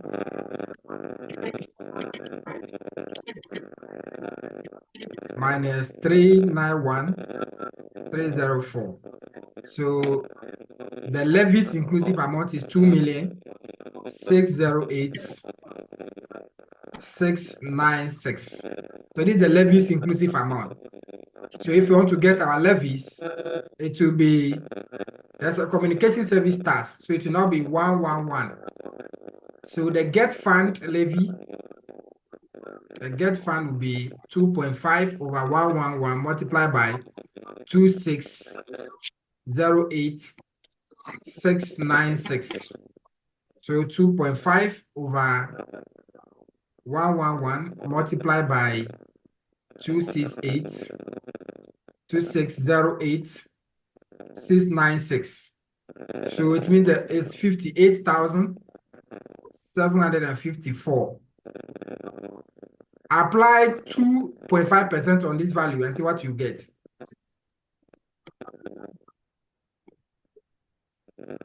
0.025 multiplied by 2,364,066. You get 59,101.65. It's because of the approximation. Are we okay? Are we together? Guys, can we move on? This question is very simple. Yes, yes.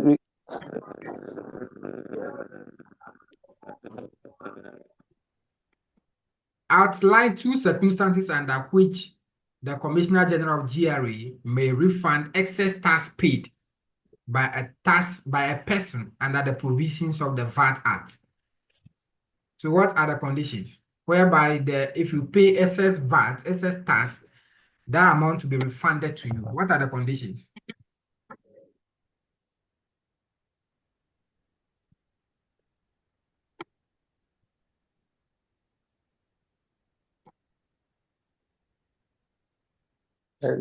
Like when you are a taxable person Mm-hmm. and when the supplies are taxable or taxable supply. When the supplies are taxable, Yeah, I and mean taxable supplies. and you've paid tax in excess,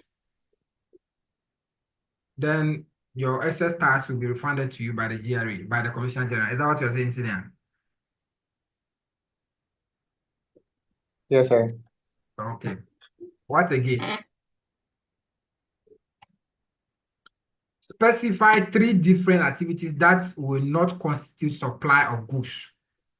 So what are activities that will not constitute supply of goods? Supply of money. Supply of money, that is one. Then supply of goods or services made by an employee to an employer by means of his employment. By means of his employment. Good.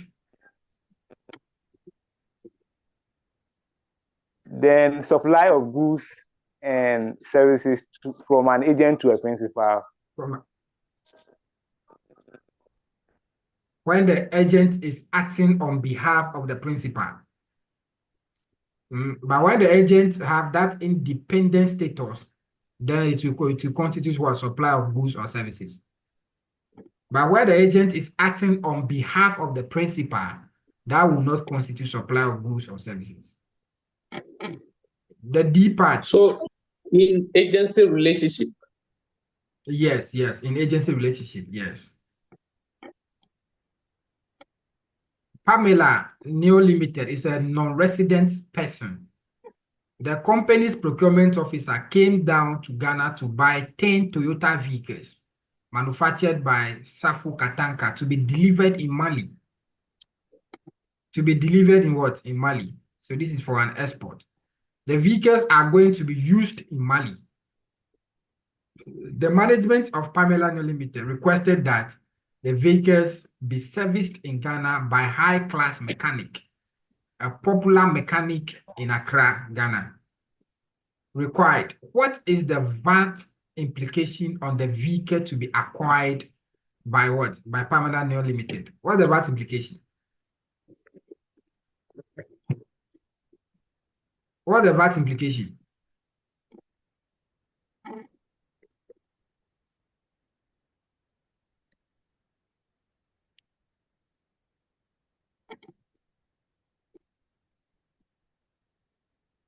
Would there be VAT on the vehicles to be acquired in Ghana?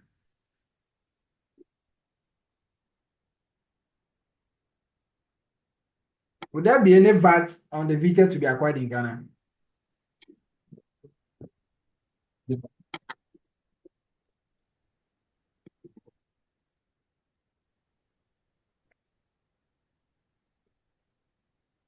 Did I feel it? So, Yeah. is it to Pamela or You know, Pamela is a non-resident person. okay? Because it's a locally manufactured car, Yes. it should be exempt. And the Exempt cars from tax. will be delivered in Mali. So, and the cars will be used in Mali. So this is to be what? This is an export. So this will become a what? A zero rated what supply. It will be subject to tax, but it will be at zero rate. Oh, Because the cars will be outside the shores of Ghana. The cars will go outside the shores of Ghana. The cars will equally be used in Mali. So for the vehicles itself, it will be what? It will get it. That is for an export. So they will be taxed at what? They will be subject to VAT, but at zero rate. But what about servicing in Ghana? Servicing the vehicles in Ghana, I believe that will be subject to VAT.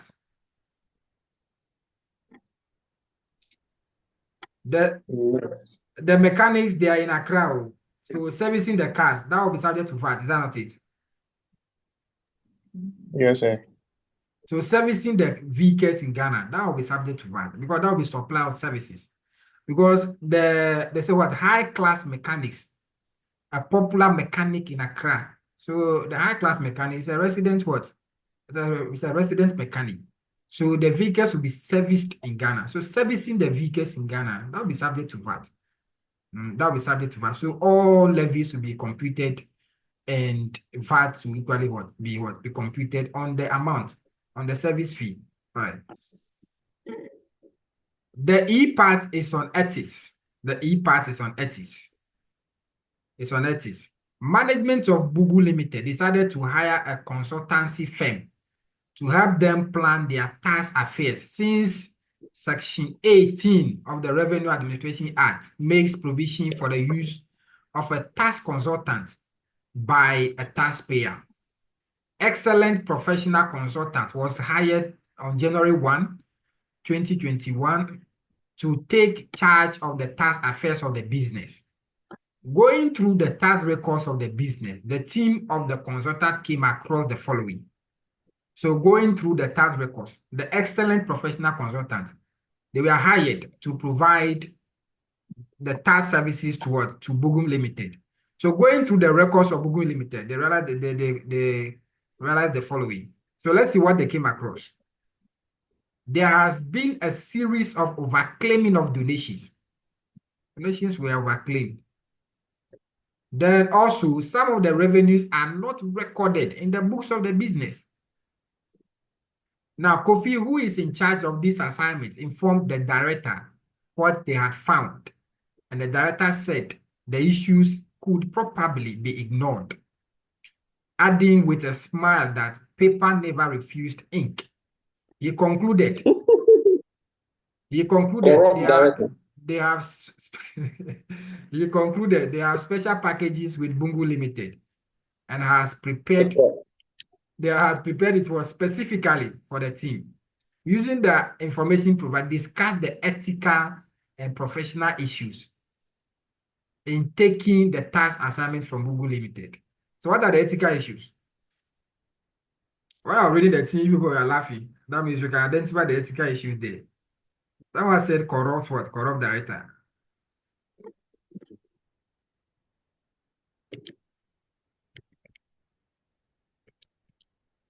What are the ethical issues?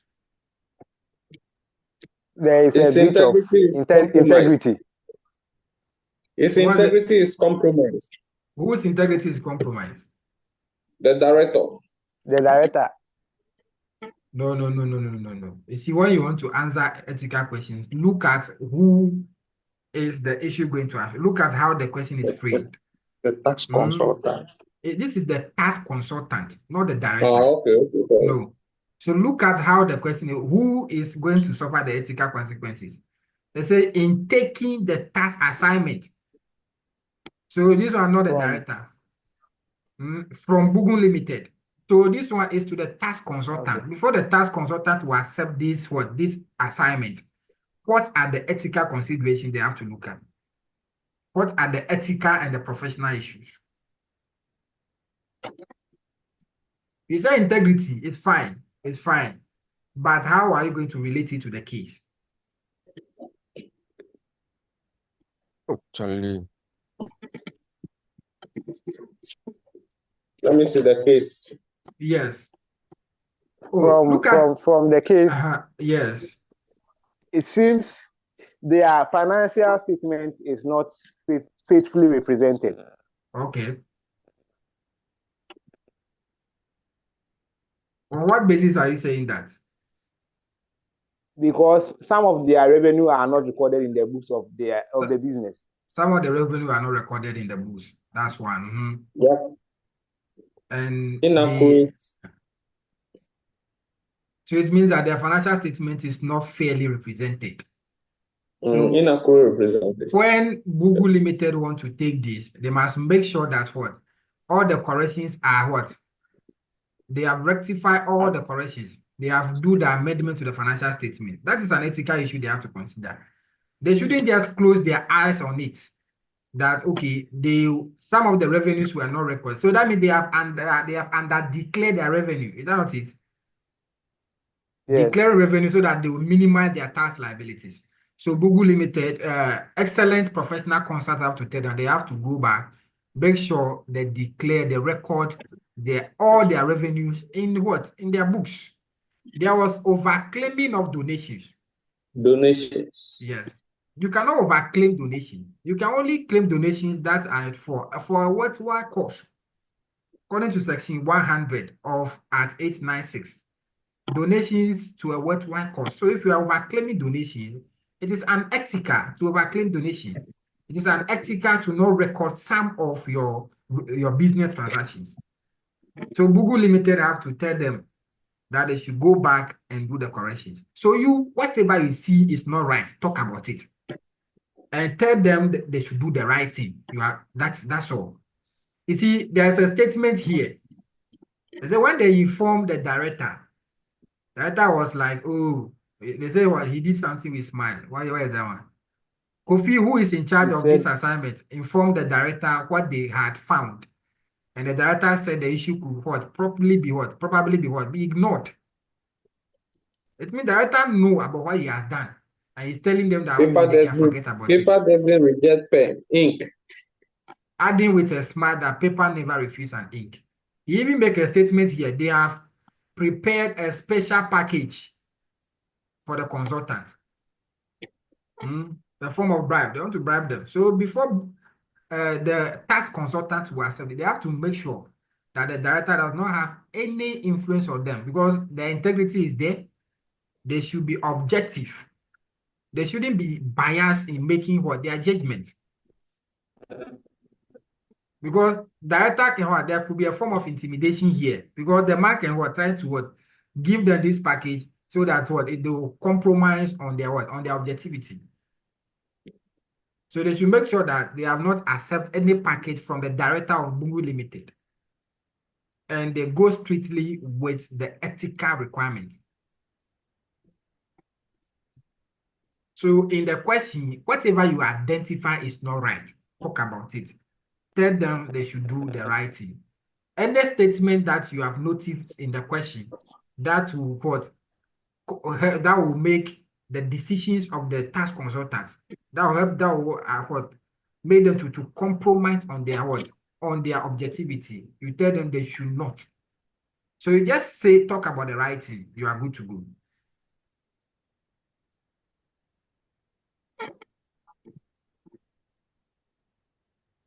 Question 6.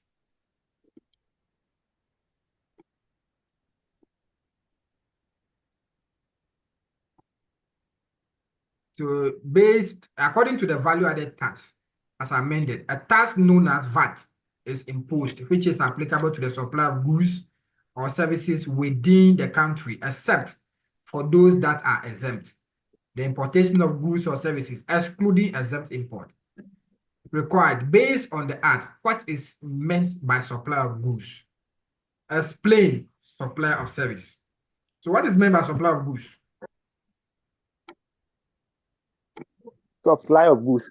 Yes. It's an arrangement made whereby the owner of the goods parts ways in possession of the goods by way of exchange, trade, barter, gift. Thank you, senior man. So what about services? Services is like supply, which does not include supply of goods or supply of money, but constitutes performance of service to another person. Okay. So Then performing service to making another person, making a facility available for use by another available person. for use. All right. Then Tolerating refraining from doing an situation. activity. All right. Thank you very much for 2 marks.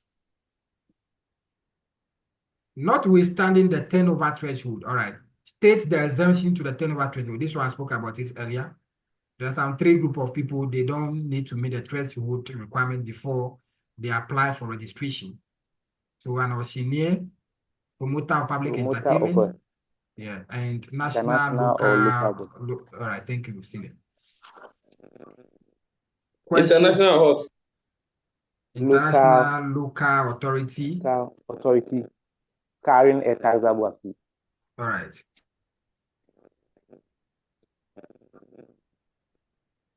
Let's move on to C. Ajepa Steel Works Limited supplied iron rods to Okule Construction Limited in January 2024 with a total cost amounting to 500,000. This one is inclusive of the National Health Insurance Levy, Ghana Education Trust Fund, we have COVID Recovery Levy, and VAT. Calculate, it's very simple. This one, let's not even waste our time. Just do use the reverse approach and get to your levies.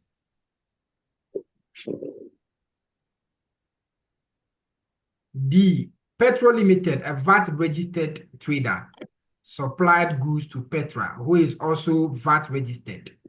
So the 2 entities, they are all VAT-registered. A VAT invoice was issued by Petro on 15th of March 2023. On 20th of March, Petra received a call from Petro informing them that the VAT invoice had been lost. What action should Petra take in this response? It should request in writing to the agent requesting for a copy of the duplicate of the invoice. All right, thank you very much. E. An amount of 500,000 Ghana cedis was introduced as an expense item in the ledger. The company's tax liability will increase significantly if it is detected and reversed. The entity has no liquidity to pay any additional tax liability if it is detected. To correct the mistake will require a reduction in employment of staff, including the role you play. Your chief executive officer has asked for your advice on the above in order to table the issue at the impending board meeting. What is the appropriate advice to offer under this circumstance?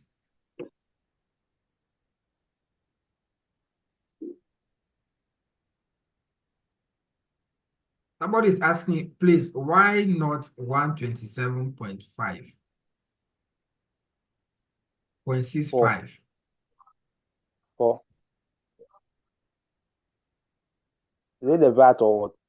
Yes, I'm sure that's what the person is asking. Is it 127.65? The thing is, this simplified the communication service tax. It's 5%. So the So 5% it should be, plus the 21 plus it should be 0.9. 126.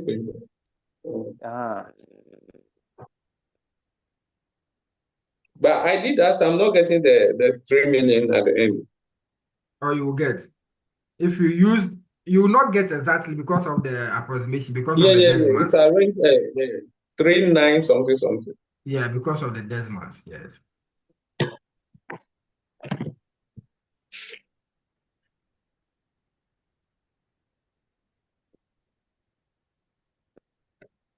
I thought I was wrong. No, because of the decimals.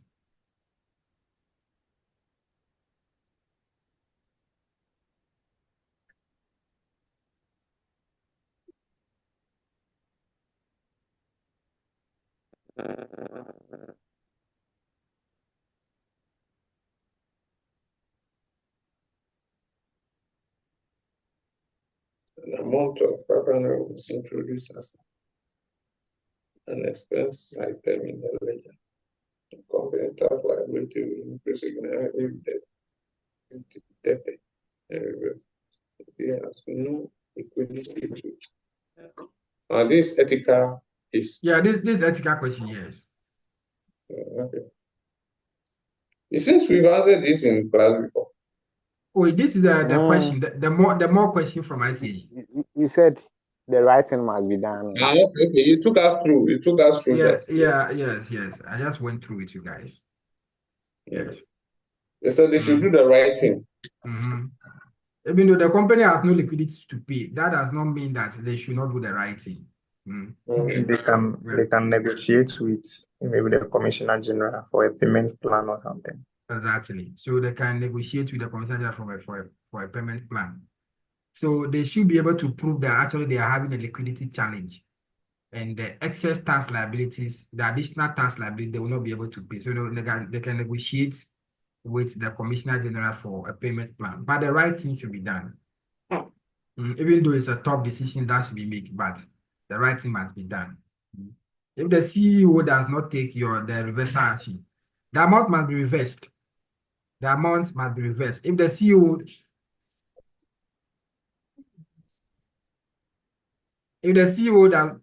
that do not want to take your decision to reverse the 500,000 Ghana cedis, you have to engage the CEO on the matter for the need for reversal. You engage the CEO, talk to the CEO. Then what you do, I said that in all this process, you must document your writing. You must document whatever you are writing. So whatever you are providing, whatever advice you are providing to the CEO, you put it in writing, write everything down. Then you try to seek your advice from the ICAG. At the long run, if the intimidation wants to continue, then you can try to You give it a quit.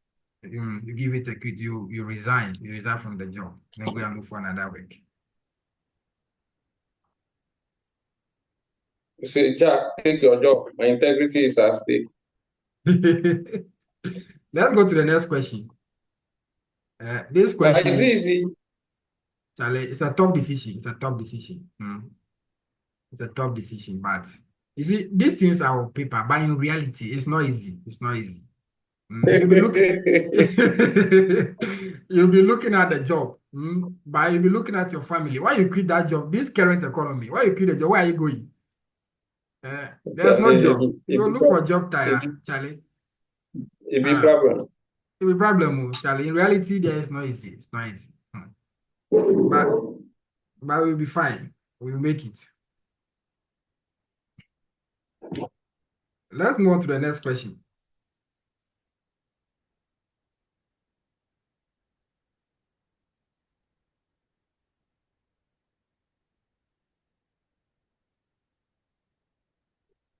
We gave out to your grandfather's palm plantation. During the month of March 2024, MSL Ring Telecommunications Limited, so a resident company in Ghana, issued an invoice of 800,000 to a customer.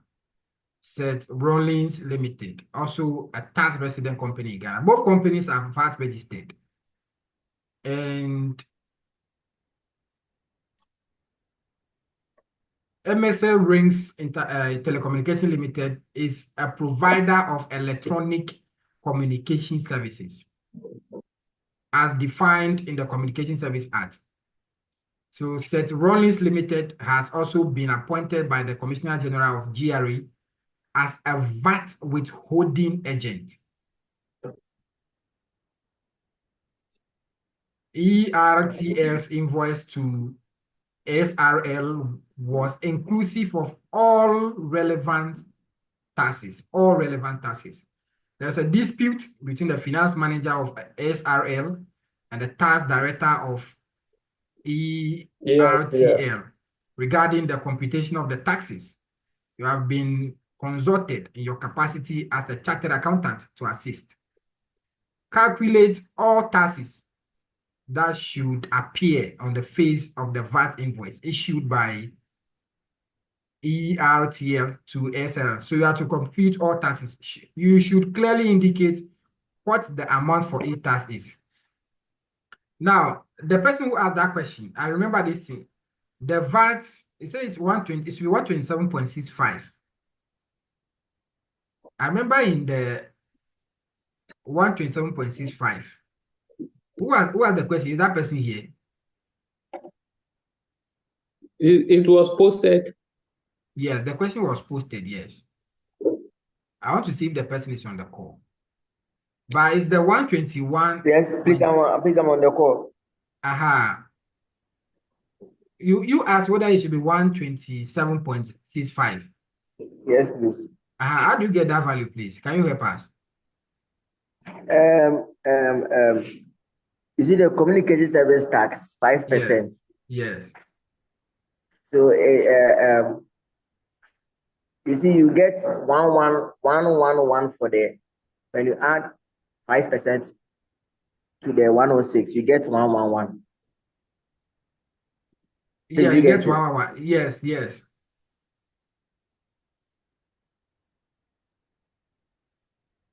Which one is 106? 0.15%. That would be the 1. The 106 is the let's assume the cost, the invoice. The invoice amount is 100 cedis. Yes. And then the levy is 6%. Levy Yes. 6 plus the 5. Plus the 5%, you are getting 111. Yes, you're getting 111. Yes, please. And so after getting this 111, you calculate the 15% of it. And you calculate the VAT of 15% of 111. Yes. You are getting 16.6. 15% of 111, you are getting 16.65. You are getting 16.65, yes. So when you add to the 111, you are getting 127.65. Yeah, thank you, senior. It should be 127.65. Thank you. Yes, please. Yes. Why are we calculating 15% of? It should be 127.65. Oh, okay. Yes. I'm not getting it. It shouldn't be one. You cannot just add the 5% to the 121. The 121.9. You cannot just add 5% to it. No. Yes. You cannot just add the 5% to it. Yes. So that's the reason why he asked the question. I was thinking about the thing. When he asked the question, I was thinking about it. So maybe that's how come I didn't get the total. Oh, okay. So if there is a communication service tax, the total base will be 127.65. Take note. If there's no communication service tax, it will be 121.9. Okay. So I'm coming on. So Yes. when you do it the normal way, and then I think that one is advisable. Yes. So to avoid that rate, do it the normal way. Do it the standard practice way. Yes. Why do you want to dodge the complication? You No, surmount you it. have to, at times, examination, you have to follow the easy way. Yes. No, so but this one, when you follow the procedure where you can do it well. Oh, yes. So I know, but Is it not the 121 you are multiplied by the 50% and add it back? Yeah. No, not 121. It's the 111. The 111. 111. No, you find 50% of the 111. 111 times 15%. Yeah, it will give you 16.5. It will give you 16.65. Mm-hmm. This Then you 16.65, add it to the 111 again. It will give you 127.65. Yes. It will give you 120. This is it. So if there is communication service tax inclusive, the base will be 127.65. But if there is no communication service tax, it will be 121.9. So it will be 106 multiplied by 15%. How much will you get?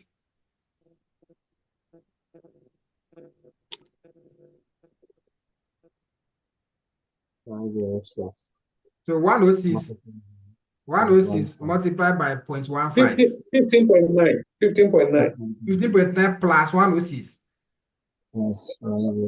That gives you the 121.9. Yeah.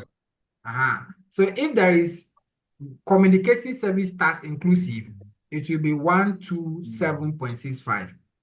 So it will be 111. It will be 106 plus 5. That is 111. You find 15% of it, which will give you 16.65. Add it back and get 127.65.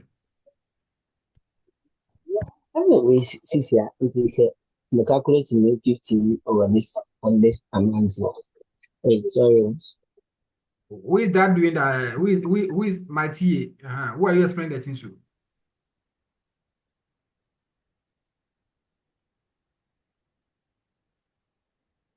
So this question, there's a communication service tax. There's a communication service tax. So you have to know your base. So the invoice amount 800,000. There's a communication service tax, which is 5%. So means the base will be 127. I was explaining to myself, oh Charlie, it's noisy. We'll be fine. So it means the base will be 127.65. So if you want to get the amount of the supply, it will be what? It will be 100 over 127.65 multiplied by the 800,000. Whatever value you get, come and apply the rate on it, 11111. That's all. Then you get your levies amount and the VAT amount, including in addition to the communication service tax. Please, the first one you are getting, is it for the VAT? The first value you get is not for the VAT. That is the amount of the supply. That amount is without anything. It's without the tax and the levies. Oh, okay. That's a gross. That's the amount of the supply without amount exclusive of the levies and the VAT. VAT exclusive. I term it your discounted value. Okay, fine. So that amount, to get the VAT and the levy, just come and apply the rate on it, 11111. Or use the normal approach. First, find the 15%. Find the VAT component first, 15 over 115, multiplied by this amount. Take it out. Seto say you use that one simple, without complicating issues. Me, I'll use that one. Without complicating issues. So sir, even when you get this one, you not look for the VAT first. VAT will be last. VAT will be last. You have to find the levies, come and add it back before you come and complete the when VAT you again. discount it like this, VAT will be last. VAT will be last, yes. Okay. VAT will be last. Myself, I will use that. Okay. VAT will be the last one that you come and compute. So you come and calculate all the levies, add it back and come and calculate VAT. Okay. All right.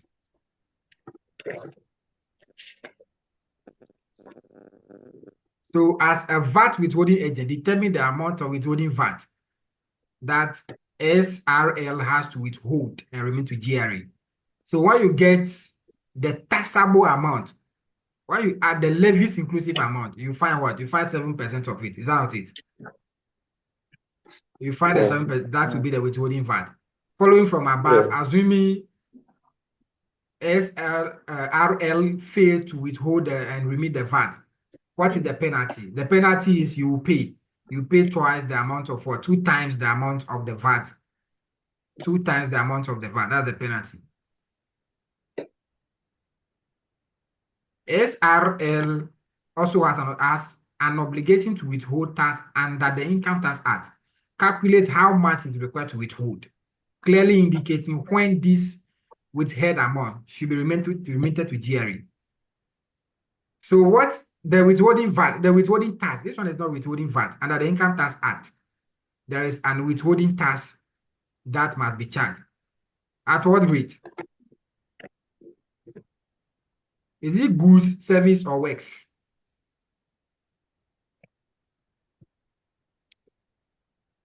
Is it goods, service, or works? Service. It's service, so 7.5%. 7.5%. So 7.5% of which amount? Were you told to calculate the amount? Okay. Invoice.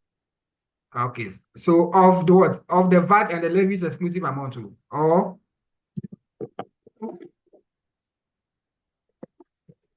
Exclusive or inclusive? I'm asking, is will it be inclusive or exclusive?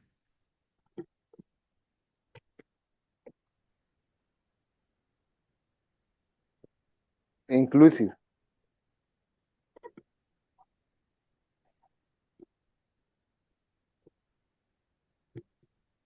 Why inclusive? If it's inclusive, is it not amounting to double taxation? You say what? I'm asking why inclusive? How will you calculate the Levies, withholding tax? levies and VAT inclusive.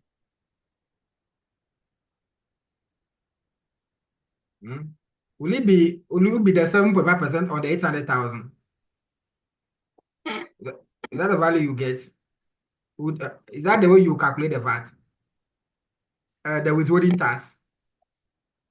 It should be exclusive, not the inclusive amount.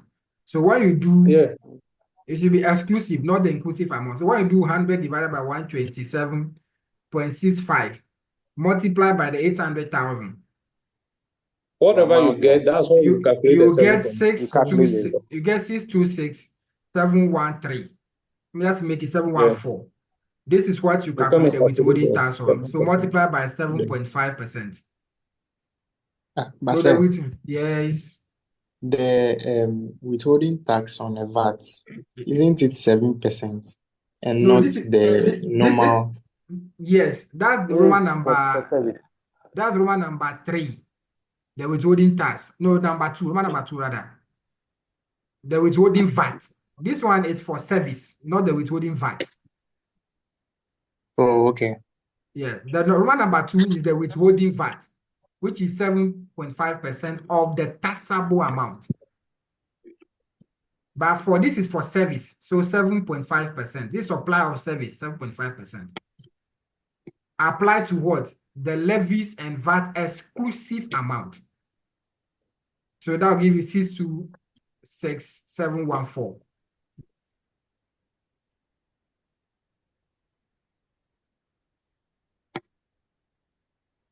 Battery.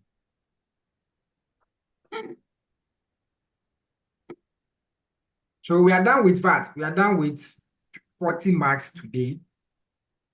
We are done with 40 marks. Actually, we've done almost getting to 4 hours. Should we continue or we should pause for a meantime? My battery. 7%. 7.5. It's okay. It's okay for today. It's okay. My battery is running low. It's okay for today. Yeah. Please go up. Let me see. So it means Sunday we have 60 marks to cover. That Sunday we will not do the syllable review again, so we will finish fast. Hello, Senior. Yes, Bosu. I believe the recording will be made available to us. Oh yeah, sure. When I finish now, I'll send it to the page. We will equally post it on our YouTube page. Yeah, so it will be made available. Okay, thank you. All right. Senior Philip, are you okay? Yeah, you were saying something about the second one, the II. The II is the withholding VAT. So you have to calculate the amount of VAT that will be withheld. Determine the amount of withholding VAT that has to be withheld and remit to GRE. So it's the 7% on the taxable supply. That is the levies inclusive amount. Oh, okay. Yeah. Okay. That's 7% on the levies inclusive amount. So this amount, find the levies on it. So add all the levies back, find 7%. That if you add the levies back, you have the taxable value. The 7% of the taxable value that will give you the withholding VAT.